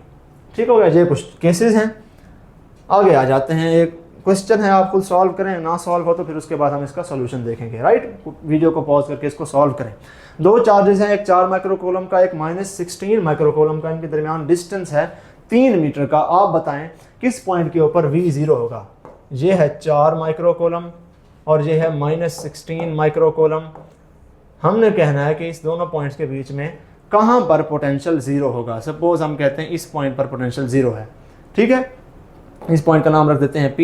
दोनों पॉइंट्स के दरमियान डिस्टेंस कितना है, 3 मीटर्स है, और हम कहते हैं कि यहाँ से यहाँ तक का फासला जो है वो सपोज x है, और हम कहते हैं कि यहाँ से यहाँ तक का फासला जो है वो क्या है, 3 में से x निकाल दें तो 3 - x हो जाएगा। ठीक है, अब हम दोनों पॉइंट्स के ऊपर अगर हम अज्यूम करते हैं कि ये P ही वही पॉइंट है जिसके ऊपर दोनों का पोटेंशियल इक्वल एंड अपोजिट होता है, चाहे ताकि कैंसिल हो जाए, तो हमें पता होगा कि इस पॉइंट के ऊपर जो v ड्यू टू 4 माइक्रोकूलम वाला चार्ज है, that v plus v due to 16 coulomb वाला, -16 में लिख रहा हूँ, तो इनका सम 0 होना चाहिए इस पॉइंट के ऊपर। अगर ये पॉइंट वही पॉइंट है जिसके ऊपर नेट पोटेंशियल 0 है, तो इस पॉइंट के ऊपर इसका पोटेंशियल जमा उसका पोटेंशियल जवाब 0 होना चाहिए। ठीक है, तो हमने वो इक्वेशन में लिख दिया। अब इस 4 माइक्रोकूलम वाले की वजह से क्या होगा, वहाँ पे पॉजिटिव है, तो k 4 microcoulomb divided by distance क्या है, x है, ठीक है, प्लस उसकी वजह से क्या होगा, k -16 microcoulomb divided by 3 - x, वहाँ से यहाँ तक का डिस्टेंस लेना है। ठीक है, बराबर है 0। इसको उस तरफ लेके जाएंगे, अभी माइनस है, इस माइनस को अगर मैं यहाँ पर बाहर लिख दूँ तो कोई फ़र्क नहीं पड़ेगा। ठीक है ना, बाहर माइनस लिख दिया, वही माइनस। इसको उस तरफ ले जाएं तो क्या आ जाएगा, जवाब 0, जो ये उस तरफ जाके पॉजिटिव हो जाएगा। मैं यहीं पर इसको सॉल्व कर रहा हूँ, ये 0 हटा के हम यहाँ पर इक्वल लगा रहे हैं। ठीक है ना, वो पहले माइनस इस तरफ था, अब उस तरफ चला गया, तो अब ये दोनों साइड पे पॉजिटिव हो गया। अब k से k कैंसिल काट दें आप, 4 * 16, ठीक हो गया। बाकी क्या बचा, बाकी यहाँ पर बचा 1/x is equal to 4 divided by 3 - x। ठीक है, रीअरेंज करें तो क्रॉस मल्टीप्लिकेशन से 4x is equal to 3 - x, 4x plus x is equal to 3, यहाँ पर आ जाएगा 5x इज इक्वल टू 3, या हम कह सकते हैं x इज इक्वल टू 3/5। ठीक हो गया, यानी कि यहाँ से यहाँ तक का फासला 3/5 मीटर्स होगा। अब एक पॉइंट, कल हमने इसी किस्म का एक जो है किया था question for electric field intensity. हमने न्यूट्रल स्पॉट ढूंढा था और हमारे पास 2 आंसर आए थे। एक आंसर आया था हमारे पास अंदर और एक आंसर आया था हमारे पास बाहर, यहाँ पर कहीं, अगर आपको याद हो, एक नेगेटिव वाला जवाब आया था। और हमने कहा था बाहर वाले पॉइंट पर भी दोनों की इलेक्ट्रिक फील्ड इंटेंसिटी 0 बराबर है, लेकिन चूंकि वो एक ही डायरेक्शन में है इस पॉइंट के ऊपर, इसलिए हम इस पॉइंट वाले जवाब को एक्सेप्ट नहीं करते। लेकिन इस केस में हम एक्सेप्ट करेंगे। अब हम सपोज करते हैं कि बाहर वाला जो पॉइंट था, सपोज इसको हटा दें यहाँ से, ये सारा का सारा खिचड़ी, और अब हम कहते हैं कि ये बाहर एक पॉइंट था, पॉइंट यहाँ पर पॉइंट था जिसका डिस्टेंस इस 4 माइक्रोकूलम से x था, और वहाँ से यहाँ तक का फासला क्या होगा 3 + x। ठीक है, तो इस पॉइंट पर हम अज्यूम करते हैं इस पॉइंट के ऊपर इन दोनों का पोटेंशियल का सम 0 है, तो ये भी वो पॉइंट होगा जिसके ऊपर v 0 होगी। अब ये पॉइंट कितने डिस्टेंस पर होगा, इसी सारी की सारी मैं सॉल्यूशन को दोबारा से करने की कोशिश करता हूँ। ठीक है, अब इस पॉइंट के ऊपर v4 + v - 16, अगेन इनका सम 0 होना चाहिए। देखते हैं जवाब आता है कि नहीं आता। मैं भी इक्वली जो है इस केस में बड़ा ही तजस्सुस है, मुझे देखते हैं क्या जवाब आता है। v = 4 वाला, तो k 4 microcoulomb divided by x, minus लगा रहा हूँ मैं, ठीक है, उसकी वजह से माइनस होगा, k 16 microcoulomb divided by 3 + x = 0। यहाँ पर इक्वल लगा के इसको मैं ख़त्म कर दूँ जिस तरह से पहले किया था, ठीक है ना, उसको उस तरफ ले गए।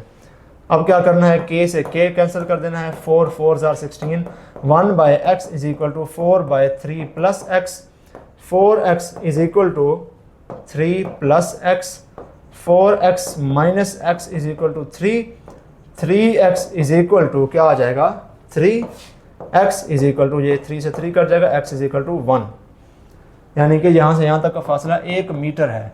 यहाँ से 1 मीटर इधर आएंगे तो वो वाला पॉइंट भी ऐसा होगा जहाँ पर पोटेंशियल 0 होगा, नेट पोटेंशियल। यहाँ से उस तरफ 3/5 मीटर के फासले पर भी एक ऐसा पॉइंट आएगा जहाँ पर पोटेंशियल 0 होगा।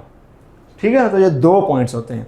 अगर ऑपोजिट चार्जेस हों सिमिलर डिफरेंट मैग्नीट्यूड के, तो उनके बीच में भी एक पॉइंट ऐसा होता है जो closer to negative, closer to smaller charge होता है, जिसके ऊपर पोटेंशियल 0 होता है, नेट पोटेंशियल, और उनके बाहर भी क्लोजर टू वीकर चार्ज एक ऐसा पॉइंट होता है जिसके ऊपर पोटेंशियल, नेट पोटेंशियल 0 होती है। ठीक हो गया, ये क्वेश्चन आप समझ लें। आगे आ जाएं। अब यहाँ पर है, अब यहाँ से हम आगे जो पढ़ने वाले हैं ये चीज़ें थोड़ी सी हाई लेवल की हैं, लेकिन आपको आनी चाहिए। ठीक है, यहाँ पर हम पढ़ने वाले हैं कि एक हॉलो चार्ज स्फीयर के, मेटालिक चार्ज स्फीयर के अंदर पोटेंशियल और वोल्टेज किस तरह से चेंज होता है। हम यहाँ से मूव कर रहे हैं, सपोज हमने कहा कि गॉसेस लॉ के मुताबिक हॉलो चार्ज मेटालिक स्फीयर के अंदर पोटेंशियल 0 होता है। ठीक है ना, पहले हम पोटेंशियल को देख लेते, इलेक्ट्रिक फील्ड को देख लेते हैं। हमने कहा इसके अंदर इलेक्ट्रिक फील्ड 0 होता है गॉसेस लॉ के मुताबिक, तो इलेक्ट्रिक फील्ड की जो है लाइन बिल्कुल एक्स एक्सिस के ऊपर होगी 0 के मुताबिक। एक्स एक्सिस के ऊपर हमने r² लिया हुआ है, वाई एक्सिस पर हम e ले रहे हैं, तो हमें पता है e इन्वर्सली प्रोपोर्शनल है r² के।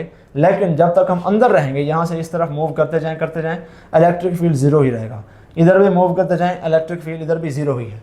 ठीक है, जैसे ही हम इसके आगे निकलेंगे, ठीक है ना, इस चार्ज के आगे, तो अब यहाँ से देखें इन्वर्सली प्रोपोर्शनल वाला ग्राफ मिलना शुरू हो गया। जैसे जैसे r² बढ़ेगा e कम होना शुरू हो जाएगा। इसी किस्म का केस यहाँ पर होगा, जैसे ही हम इस स्फीयर के बाहर निकलेंगे वैसे वैसे इलेक्ट्रिक फील्ड इंटेंसिटी अब कम होना शुरू हो जाएगी, इन्वर्सली प्रोपोर्शनल वाला ग्राफ मिलना शुरू हो जाएगा। पोटेंशियल की बात है, एक हॉलो चार्ज मेटालिक स्फीयर के अंदर इलेक्ट्रिक फील्ड तो 0 होता है, पोटेंशियल 0 नहीं होता। ठीक है ना, पोटेंशियल कांस्टेंट रहता है, यानी कि E = ΔV / ΔR है ना, चेंज इन पोटेंशियल 0 होता है, पोटेंशियल चेंज नहीं होता। तो ये ΔV 0 है, इसी वजह से electric field inside hollow metallic sphere 0 होती है। ठीक है ना, ΔV 0 होता है, लेकिन V 0 नहीं होता। पोटेंशियल कुछ ना कुछ होता है, जो पोटेंशियल यहाँ पर है वही पोटेंशियल यहाँ पर है, वही पोटेंशियल यहाँ पर है, वही पोटेंशियल यहाँ पर है। तो अगर हम मूव करेंगे यहाँ से यहाँ तक तो हमें पोटेंशियल चेंजेस नहीं मिलेंगे। तो पोटेंशियल बिल्कुल कांस्टेंट रहेगा जब तक हम इस बॉल के अंदर रहेंगे, स्फीयर के अंदर। एक्स एक्सिस पर हमने यहाँ पर r लिया, हमें पता है कि पोटेंशियल इन्वर्सली प्रोपोर्शनल है r के। जैसे ही हम इससे आगे निकलेंगे तो अब it will be inversely proportional to r। अब ये जो r है ये distance from the centre of the sphere है, सरफेस से डिस्टेंस नहीं है, सेंटर ऑफ द स्फीयर से डिस्टेंस लेना है। ठीक है, तो इलेक्ट्रिक फील्ड इंटेंसिटी इनसाइड 0 होती है, पोटेंशियल इनसाइड सेम रहती है, कांस्टेंट रहती है। आउटसाइड दोनों इन्वर्सली प्रोपोर्शनल होते हैं, ये वाला इन्वर्सली प्रोपोर्शनल होता है r² के, ये वाला इन्वर्सली प्रोपोर्शनल होता है पोटेंशियल r के। अब इक्वी पोटेंशियल सरफेस का कॉन्सेप्ट हमें अभी कहा है कि एक हॉलो मेटालिक चार्ज स्फीयर के अंदर जो पोटेंशियल होता है वो कांस्टेंट रहता है, इक्वल रहता है हर पॉइंट के ऊपर, जैसा कि यहाँ पर बना हुआ है। तो कोई ऑब्जेक्ट अगर यहाँ पर है या यहाँ पर है, कोई चार्ज, दोनों की पोटेंशियल एनर्जी सेम रहेगी। चार्ज को इधर रखें उसकी पोटेंशियल एनर्जी उतनी होगी, उसको यहाँ पे लेके जाएं उसकी पोटेंशियल एनर्जी उतनी ही होगी, ठीक है ना। तो work done in an equipotential surface और an equipotential volume is zero, ठीक है ना। यहाँ पर भी पोटेंशियल वही है, यहाँ पर भी पोटेंशियल वही है, पोटेंशियल डिफरेंस कोई नहीं है। वर्क डन तो बराबर होता है charge multiplied by potential difference. तो जब ये डेल्टा वी ही जीरो होगा तो एक चार्ज को यहाँ से यहाँ तक लेके जाने के ऊपर कोई वर्क नहीं आएगा। यहाँ से यहाँ तक इस रास्ते के थ्रू लेके जाए कोई वर्क नहीं आएगा, यहाँ से यहाँ तक इस रास्ते के थ्रू लेकर आए तब भी कोई वर्क नहीं होगा, ठीक है। इसी तरह इसका जो सरफेस है, एक हॉलो चार्ज मेटेलिक सफेयर की जो सरफेस है वो भी एक पोटेंशियल सरफेस होती है। यानी कि एक चार्ज अगर यहाँ पर रखा है, उसको आप यहाँ से यहाँ पर लेकर आ जाएं तो यहाँ पर भी ये सेंटर से उतने ही डिस्टेंस पर है, ये वाला पॉइंट भी सेंटर से उतने डिस्टेंस पर है, तो यहाँ पर भी पोटेंशियल वही होगा, यहाँ पर भी पोटेंशियल वही होगा। तो आप चार्ज को यहाँ से यहाँ पर लेकर आएंगे, आपका वर्क जीरो होगा, ठीक है ना। यहाँ से यहाँ तक आने पर डेल्टा वी जीरो होता है। लेकिन अगर आप यहाँ से यहाँ पर इधर लेके जाते हैं तो अब इस पॉइंट का डिस्टेंस यहाँ से क्या है, ज़्यादा है, तो इस पॉइंट और इस पॉइंट के दरमियान पोटेंशियल डिफरेंस है। यहाँ से यहाँ तक लेकर जाएंगे वर्क होगा, यहाँ से फिर यहाँ पर लेकर आएंगे उसका ऑपोजिट वर्क होगा। तो अगर आप इस रास्ते से भी लेके आते हैं, as long as initial and final position are these two, आपका वर्क जीरो होगा। आप इस रास्ते से लेकर वापस इधर आ जाएं फिर भी वर्क जीरो होगा, आप इस रास्ते से लेकर वापस इधर ही आ जाएं वर्क जीरो होगा, ठीक है ना। तो चार्ज अगर सरफेस पर ही रहे, उसको मूव करवाते रहें, आपका कोई वर्क नहीं होगा। चार्ज अगर स्फीयर के अंदर रहे, उसको मूव करवाते रहें, फिर भी वर्क कोई नहीं होगा। ये क्वेश्चन आप सॉल्व करें और उसके बाद हम देखते हैं इसका सॉल्यूशन। वीडियो को पॉज कर दें, ठीक है। क्वेश्चन है कि एक 5 माइक्रोकूलम का चार्ज हमने स्फीयर को दिया, स्फीयर का रेडियस था 5 सेंटीमीटर, और आप बताएं कि सेंटर ऑफ द स्फीयर के ऊपर इलेक्ट्रिक फील्ड क्या होगी और V क्या होगा, ठीक है ना। Electric field is equal to KQ divided by R square, और पोटेंशियल क्या होता है, potential is KQ divided by R। तो आप क्या करेंगे, इसकी वैल्यू पुट करेंगे, 9 मल्टीप्लाइड बाय 10⁻⁹। Q की वैल्यू क्या है, 5 microcoulomb divided by R square. पहले हम सेंटर के ऊपर मालूम पहले हम सरफेस के ऊपर मालूम करते हैं, 3 सेंटीमीटर दूर। तो यहाँ पर लिखेंगे 3 multiplied by 10⁻⁻²। Electric field centre के ऊपर जीरो होती है, सेंटर वाला मालूम करने की ज़रूरत नहीं है, हम बाहर वाला मालूम कर रहे हैं, ठीक है ना। तो 3 3s are 9, तो 3 मल्टीप्लाइड बाय, ये 5 3s are 15 आ गया, इसको मैं डायरेक्ट 15 ही लिख देता हूँ। यहाँ पर आ जाएगा 15 मल्टीप्लाइड बाय 10⁻⁹ प्लस 6, ये भी -6 सॉरी, प्लस 2, ये 2 ऊपर जाके प्लस हो जाएगा। तो क्या होगा, 3 3 9, 3 5 15। स्फीयर का रेडियस है 5 सेंटीमीटर, तो ये distance 3 centimetre from the surface of the sphere है, सेंटर नहीं दिया हुआ हमें। तो हम क्या करेंगे, हम यहाँ पर 3 नहीं पुट करेंगे, हम यहाँ पर सेंटर से सरफेस तक का 5 है, सरफेस से आगे 3 है, तो हम यहाँ पर क्या पुट करेंगे, हम यहाँ पर 8 पुट कर देंगे, ठीक है ना। अगर यहाँ पर क्लैरिफाई होता कि सेंटर से है तो हम सेंटर वाला पुट करते। तो हमने क्या करना है यहाँ पर, अब ये कैंसिल नहीं होगा इससे, अब इसको हमें सिंपली सॉल्व करना पड़ेगा। यहाँ पर 9 ही रहेगा, 9 5 45 आ जाएगा। न्यूमरेटर में क्या होगा, 45 डिवाइडेड बाय 8 आ जाएगा, मल्टीप्लाइड बाय 10⁻⁹ प्लस 2 माइनस 6 क्या आ जाएगा, यहाँ पर 10 की पावर क्या आ जाएगी, 9 और 2 11, 11 में से 6 क्या आएगा 5, 8 8 64, 8 5 40, तो 5 पॉइंट समथिंग आएगा, 5 पॉइंट सपोज 5 पॉइंट क्या आ जाएगा, 5.235 समथिंग सपोज, ठीक है ना। वहाँ पर आप इसको एग्जैक्ट सॉल्व नहीं करेंगे, इसका क्लोजेस्ट आंसर आपने वहाँ पर देखना है। तो इतना के करीब आपके पास इतना न्यूटन पर कूलम इलेक्ट्रिक फील्ड इंटेंसिटी है इस डिस्टेंस के ऊपर। आप पोटेंशियल निकालते हैं, सेंटर के ऊपर जीरो होगी, डिस्टेंस वाले निकाल ली। पोटेंशियल सेंटर के ऊपर क्या होगा, पोटेंशियल सेंटर के ऊपर K, ये K की वैल्यू पुट कर दी। चार्ज क्या है, चार्ज है 5 10⁻⁻6। R की जगह अगर सेंटर पर मालूम करना है तो R की जगह हमने स्फीयर का रेडियस यहाँ पर यूज़ करना है। तो 3 मल्टीप्लाइड बाय 10⁻⁻², यहाँ पर इसको सॉल्व करें, 3 3s are 9 आ जाएगा, 3 मल्टीप्लाइड बाय 10⁻⁹ -6 प्लस 2, यहाँ पर मल्टीप्लाइड बाय 5 भी है, तो यहाँ पर क्या आ जाएगा 15 ज़रब 10 की ताकत, 9 और 2 11, 11 में से 6 गया 5, या आप इसको लिख सकते हैं 1.5 मल्टीप्लाइड बाय एक पॉइंट हमने पीछे कर दिया 10⁻6 इतना वोल्ट्स आ जाएगा।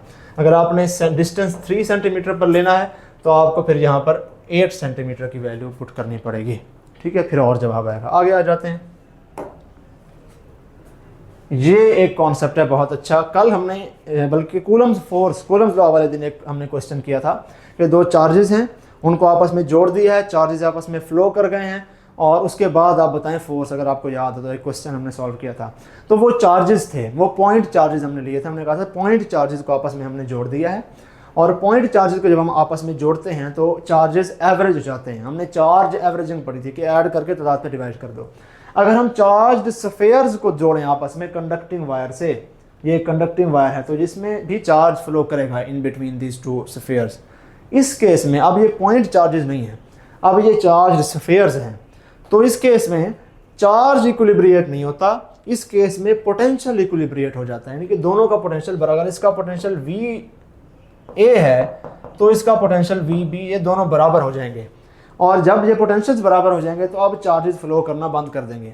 लाजमी नहीं है कि दोनों के चार्जेस बराबर हो जाएं तो तब जाकर चार्जेस फ्लो करना बंद करेंगे, जब पोटेंशियल बराबर हो जाएगा तो तब चार्जेस फ्लो करना बंद कर देंगे। अब एक बड़ा स्फीयर है, एक छोटा स्फीयर है, तो हम क्या करेंगे, हमें मालूम करना है कि किस रेशो ऑफ चार्जेस के ऊपर जाकर जो है चार्जेस फ्लो करना बंद कर देते हैं। अगर हम इन दोनों कंडक्टिंग स्फीयर्स को आपस में जोड़ें, सपोज इसके ऊपर वो चार्ज Q है जिसके ऊपर जाके चार्ज फ्लो करना बंद कर देता है, और इसके ऊपर वो चार्ज स्मॉल Q है जिसके ऊपर जाके चार्ज फ्लो करना बंद कर देता है। तो हमें पता है चार्ज फ्लो करना कब बंद करेगा, जब पोटेंशियल बराबर हो जाएगी, चार्ज बराबर नहीं। तो तब क्या होगा, इसका होगा वैल्यू KQ/R और इसकी वैल्यू होगी K small Q divided by small r, उसके पोटेंशियल की और उसकी पोटेंशियल की दोनों हमने बराबर कर दी। K से K कैंसिल हो गया तो Q divided by small q will be equal to R divided by small r। यानी कि दोनों के रेडियाई का रेशो ले लें तो वो जो वैल्यू आएगी वही उनके चार्जेस के रेशो होगी। यानी कि बड़ी स्फीयर पर ज़्यादा चार्ज होगा, छोटी स्फीयर पर कम चार्ज होगा। बड़ी स्फीयर पर ज़्यादा चार्ज से वही पोटेंशियल आएगा जो छोटी स्फीयर पर कम चार्ज से आया है। ठीक है ना, तो ये एक और प्रॉब्लम है। अब इसके आगे हम देखते हैं, ये जो कॉन्सेप्ट है, हम पहले भी कई बार पॉलीगोनल प्रॉब्लम डिस्कस कर चुके हैं, तो यहाँ तक आपका 99% काम हो चुका है इस टॉपिक में से। अगर किसी ने आगे ये लेक्चर देखना है तो these topics are not necessary, but if someone wants to increase his or her knowledge तो आप ये इससे आगे वाला देख सकते हैं। लेकिन आपके पेपर में मोस्टली MCQs इससे पहले जितने हमने टॉपिक्स पढ़े हैं उससे कवर हो जाते हैं। तो हमने पॉलीगोनल प्रॉब्लम्स हमने क्या किया है, एक स्क्वायर ले लिया है पहले की तरह, जिस तरह हमने कल और परसों दोनों केसेस में देखा। हमने यहाँ पर नेट वोल्टेज देखनी है, यहाँ पर भी एक चार्ज है, यहाँ पर भी एक चार्ज रखा हुआ है, यहाँ पर भी एक चार्ज रखा हुआ है, नेट वोल्टेज यहाँ पर आपने मालूम करनी है। तो अब आपने क्या करना है, आपने सिंपली इस पॉइंट के ऊपर उसकी वोल्टेज निकालनी है, इसकी वोल्टेज निकालनी है, उसका पोटेंशियल निकालना है, तीनों पोटेंशियल्स को ऐड कर देना है। एक चीज़ का ध्यान रखना है, कल और परसों की तरह जो हमने पहले पॉलीगोनल प्रॉब्लम डिस्कस की हैं, हमने वहाँ पर वेक्टर एडिशन की थी कि हमने यहाँ पर इसकी वजह से पोटेंशियल इलेक्ट्रिक फील्ड इधर है, इसका इलेक्ट्रिक फील्ड इधर है, इसका इलेक्ट्रिक फील्ड इधर है, वेक्टर सम से लॉ ऑफ कोसाइन यूज़ किया था। आज नहीं यूज़ करना, क्योंकि अब ये पोटेंशियल है, स्केलर क्वांटिटी है। हमने शुरू में बात की स्केलर क्वांटिटी को लॉ ऑफ कोसाइन की ज़रूरत नहीं पड़ती, तो स्केलर क्वांटिटी है, आपने सिंपली पोटेंशियल यहाँ पे कैलकुलेट करके जो है ऐड कर देनी है अरिथमेटिक सम से। ठीक है, इसका पोटेंशियल यहाँ पर क्या होगा, वो होगा KQ/A। ठीक है, इस चार्ज की वजह से इसमें ऐड करें, उस चार्ज का पोटेंशियल भी क्या होगा, KQ/A। और इस चार्ज का पोटेंशियल क्या होगा, ये वैल्यू हमने पाइथागोरस थ्योरम से निकाली है। इस चार्ज का पोटेंशियल होगा KQ divided bye A into 2 का रूट। KQ/A को कॉमन ले लें तो 1 + 1 + 1/2 का स्क्वायर रूट आ जाता है। ठीक है, तो KQ/A को अगर हम सिंपली V लिख दें, एक वेरिएबल दे दें, तो अंदर क्या आ जाएगा, 2 + 1/2 का स्क्वायर रूट। ये होगा नेट पोटेंशियल इस पॉइंट के ऊपर जो तीनों के एडिशन से निकला है। लास्ट कुछ चीज़ें हैं वो हम देखते हैं कि एक कॉन्सेप्ट होता है थर्ड चार्ज एट इक्विलिब्रियम। आपको दो चार्जेस दे दिए जाते हैं और आपको कहा जाता है कि उनके बीच में ऐसा कौन सा पॉइंट है जिसके ऊपर एक और चार्ज रखें तो वो चार्ज मूव नहीं करेगा, वो इक्विलिब्रियम में रहेगा। इसका एक बहुत लॉन्ग तरीका है, इसका एक लंबा तरीका ये है कि आप इस पॉइंट पर इस पॉइंट की इलेक्ट्रिक फोर्स निकालें, इसी पॉइंट पर उस पॉइंट की इलेक्ट्रिक फोर्स निकालें, दोनों को बराबर कर दें, क्योंकि इस पॉइंट पर ये वाला चार्ज, अगर जो हम चार्ज रखेंगे वो भी पॉजिटिव है, ये भी पॉजिटिव चार्ज है, वो भी पॉजिटिव चार्ज है, ये वाला पॉजिटिव चार्ज उधर फोर्स लगाएगा, वो वाला पॉजिटिव चार्ज इधर फोर्स लगाएगा, दोनों बैलेंस हो जाएंगे, चार्ज यहाँ पर रखेंगे तो इक्विलिब्रियम में आ जाएगा। तो आपने इस पॉइंट के लिए इस पॉइंट वाले की फोर्स भी उस चार्ज वाले की फोर्स भी इक्विलिब्रिएट कर देनी है और फिर इसमें वैल्यू पुट करके कूलम्स फोर्स वाली आखिर में जाके जवाब आएगा। लेकिन अगर आपको पेपर में ऐसा क्वेश्चन आ गया, आपके पास टाइम नहीं होगा, तो आपने उस तरह से सॉल्व नहीं करना। आपके लिए एक शॉर्टकट फार्मूला है, वो है ये, वो है x is equal to Q1 का square root divided by Q2 का स्क्वायर रूट प्लस Q1 का स्क्वायर रूट इनटू d। अब यहाँ पे Q1 क्या है? Q1 is the smaller charge. दो चार्जेस में से जो छोटा है चार्ज वो Q1 है, Q2 जो है वो बड़ा वाला चार्ज है, यानी कि यहाँ पर इस केस में ये वाला चार्ज स्मॉलर है, ये वाला चार्ज Q2 कहलाएगा। और d क्या है? d is the distance between two charges. और x क्या है? x is the distance of that equilibrium point from the smaller charge. ठीक है ना? तो ये x की वैल्यू जो आपके पास आएगी ये मीटर्स में आएगी, आपको बताएगा कि वो जो पॉइंट जो आप ढूंढ रहे हैं इक्विलिब्रियम वाला पॉइंट, वो स्मॉलर चार्ज से कितना दूर है। तो स्मॉलर चार्ज से इतना दूर फासले पर जाकर अगर आप रखेंगे चार्ज को, तो आपके पास जो जवाब आएगा वो उस जगह पर अगर आप चार्ज रखेंगे तो वो इक्विलिब्रियम में होगा, मूव नहीं करेगा। यहाँ पर आपने फिर क्वेश्चन भी पढ़ना है, हो सकता है वो क्वेश्चन में आपसे पूछ ले कि बड़े वाले चार्ज से क्या डिस्टेंस है वो बताओ। तो आपने ये फार्मूला लगा लिया, आंसर भी निकाल लिया, आखिर में आपके पास जवाब आया, आपने देखकर ऑप्शन में, वो ऑप्शन में वो वाला जवाब भी देगा जो इस फार्मूले से निकलेगा। आपने अंधाधुंध लगा दिया, लेकिन उसने सवाल में पूछा हुआ था बड़े वाले चार्ज से, तो फिर आपने क्या करना है, distance between the two charges में से वो x माइनस कर देना है, तो आपके पास बाकी वो वाला जवाब आ जाएगा। ठीक हो गया? तो दो चार्जेस जो सिमिलर नेचर के हैं लेकिन डिफरेंट मैग्नीट्यूड के हैं, तो उनके बीच में इक्विलिब्रियम पॉइंट होता है, हमेशा बीच में इक्विलिब्रियम पॉइंट होता है और closer to the smaller charge होता है। इसका ऑपोजिट एक और सिनारियो है, अगर ऐसा हो जाए, अब ये एक चार्ज है, ये उसका ऑपोजिट चार्ज है, पहले दोनों सिमिलर चार्जेस थे, अब दोनों ऑपोजिट चार्जेस हैं, तो दो चार्जेस जो हैं डिफरेंट नेचर के हैं, डिफरेंट मैग्नीट्यूड के भी हैं, तो इनके जो इक्विलिब्रियम पॉइंट होगा वो होगा दोनों चार्जेस के बाहर। अब आपको दोनों चार्जेस के बाहर एक चार्ज रखना पड़ेगा, यहाँ पर कोई चार्ज रखोगे तो वो मूव नहीं करेगा, वो उधर ही रुक जाएगा, क्योंकि ये वाला अगर फॉर एग्जांपल पॉजिटिव चार्ज ही रखेंगे हम, ये वाला पॉजिटिव चार्ज इसको रिपेल करेगा, वो वाला नेगेटिव चार्ज इसको अट्रैक्ट करेगा, लेकिन वो बड़ा चार्ज है तो वो इतने डिस्टेंस पर भी जाके उतनी ही अट्रैक्टिव फोर्स दे देगा कि वो इसकी रिपल्शन वाली फोर्स को कैंसिल कर देगी। समझ आया? ये छोटा चार्ज है, वो बड़ा चार्ज है, तो उससे बेशक दूर डिस्टेंस पर है, लेकिन उसकी इधर फोर्स भी उतनी ही है, अट्रैक्टिव फोर्स, जितनी इस छोटे चार्ज की छोटे से डिस्टेंस पर रिपल्सिव फोर्स है, तो दोनों यहाँ पर कैंसिल हो जाती हैं। ठीक है ना? तो आउटसाइड द टू चार्जेस होगा इस केस में, and it will again be closer to the smaller charge, लेकिन यहाँ पे फॉर्मूला चेंज होता है। अब अगर आपने ये x निकालना है, x इज क्या? x is the distance from the smaller charge, smaller charge से कितना डिस्टेंस है, तो this is equal to Q1 का square root divided by Q2 का स्क्वायर रूट माइनस Q1 का स्क्वायर रूट, पीछे वाले प्लस था, multiplied by distance between the two charges, where as Q1 is again the smaller charge. ठीक हो गया?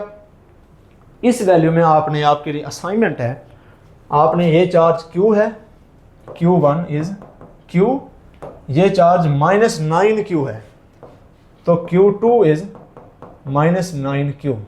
इसको आप इसमें पुट करें और x की वैल्यू यहाँ पे आप निकालेंगे कि क्या आंसर निकलता है, और फिर वो आप ग्रुप में शेयर करेंगे और फिर वो इंशाल्लाह मैं आपको चेक करके बताऊंगा कि किसका जवाब ठीक है। एग्जैक्टली यही काम आपने यहाँ पर करना है। आपको यहाँ पर भी चार्जेस की वैल्यू दी गई हैं। Q1 जो है स्मॉलर चार्ज, वो उसकी वैल्यू है Q, और जो Q2 है बड़े वाला चार्ज, उसकी वैल्यू है 4Q। ये दोनों वैल्यूज़ आप इसमें पुट करेंगे और आप बताएंगे कि x की वैल्यू क्या आएगी। मीटर्स में नहीं आएगी, आपको ऑब्वियसली कोई ना कोई वैल्यू आएगी, वेरिएबल में ही आएगी, उसमें ये वेरिएबल d वैसे का वैसा होगा, क्योंकि आपको d की वैल्यू तो नहीं दी गई ना। तो ये आपने ये आपकी असाइनमेंट है, ये आपने इंशाल्लाह करनी है। This is all for today. हमने इलेक्ट्रिक पोटेंशियल ग्रेडियंट देखा, electric field as potential gradient देखा, उसके अलावा हमने हॉलो स्फीयर चार्ज के अक्रॉस चीज़ें देखी, और भी बहुत कुछ देखा। हमने देखा कि रिपल्शन ही शोर टेस्ट क्यों है, हमने देखा कि इलेक्ट्रिक फील्ड लाइन्स क्रॉस क्यों नहीं करती, क्यों नहीं क्रॉस कर सकती, ये सारे टॉपिक्स हमने देखे। कल से इंशाल्लाह हम स्टडी करेंगे कैपेसिटर के आपके 2 लेक्चर्स होंगे। पहले लेक्चर में हम energy stored in the capacitor तक पढ़ेंगे, अगले में हम charging and discharging of capacitor को बहुत डिटेल से पढ़ेंगे इंशाल्लाह। एक एक पॉइंट कैंसिल होगा, एक एक पॉइंट सारा आपका क्लियर होगा। Nothing will remain doubtful to you guys. That's all for today. अल्लाह हाफिज़। अल्लाह आपको कामयाब करे, मेहनत कीजिए, पढ़ते रहिए। अल्लाह हाफिज़।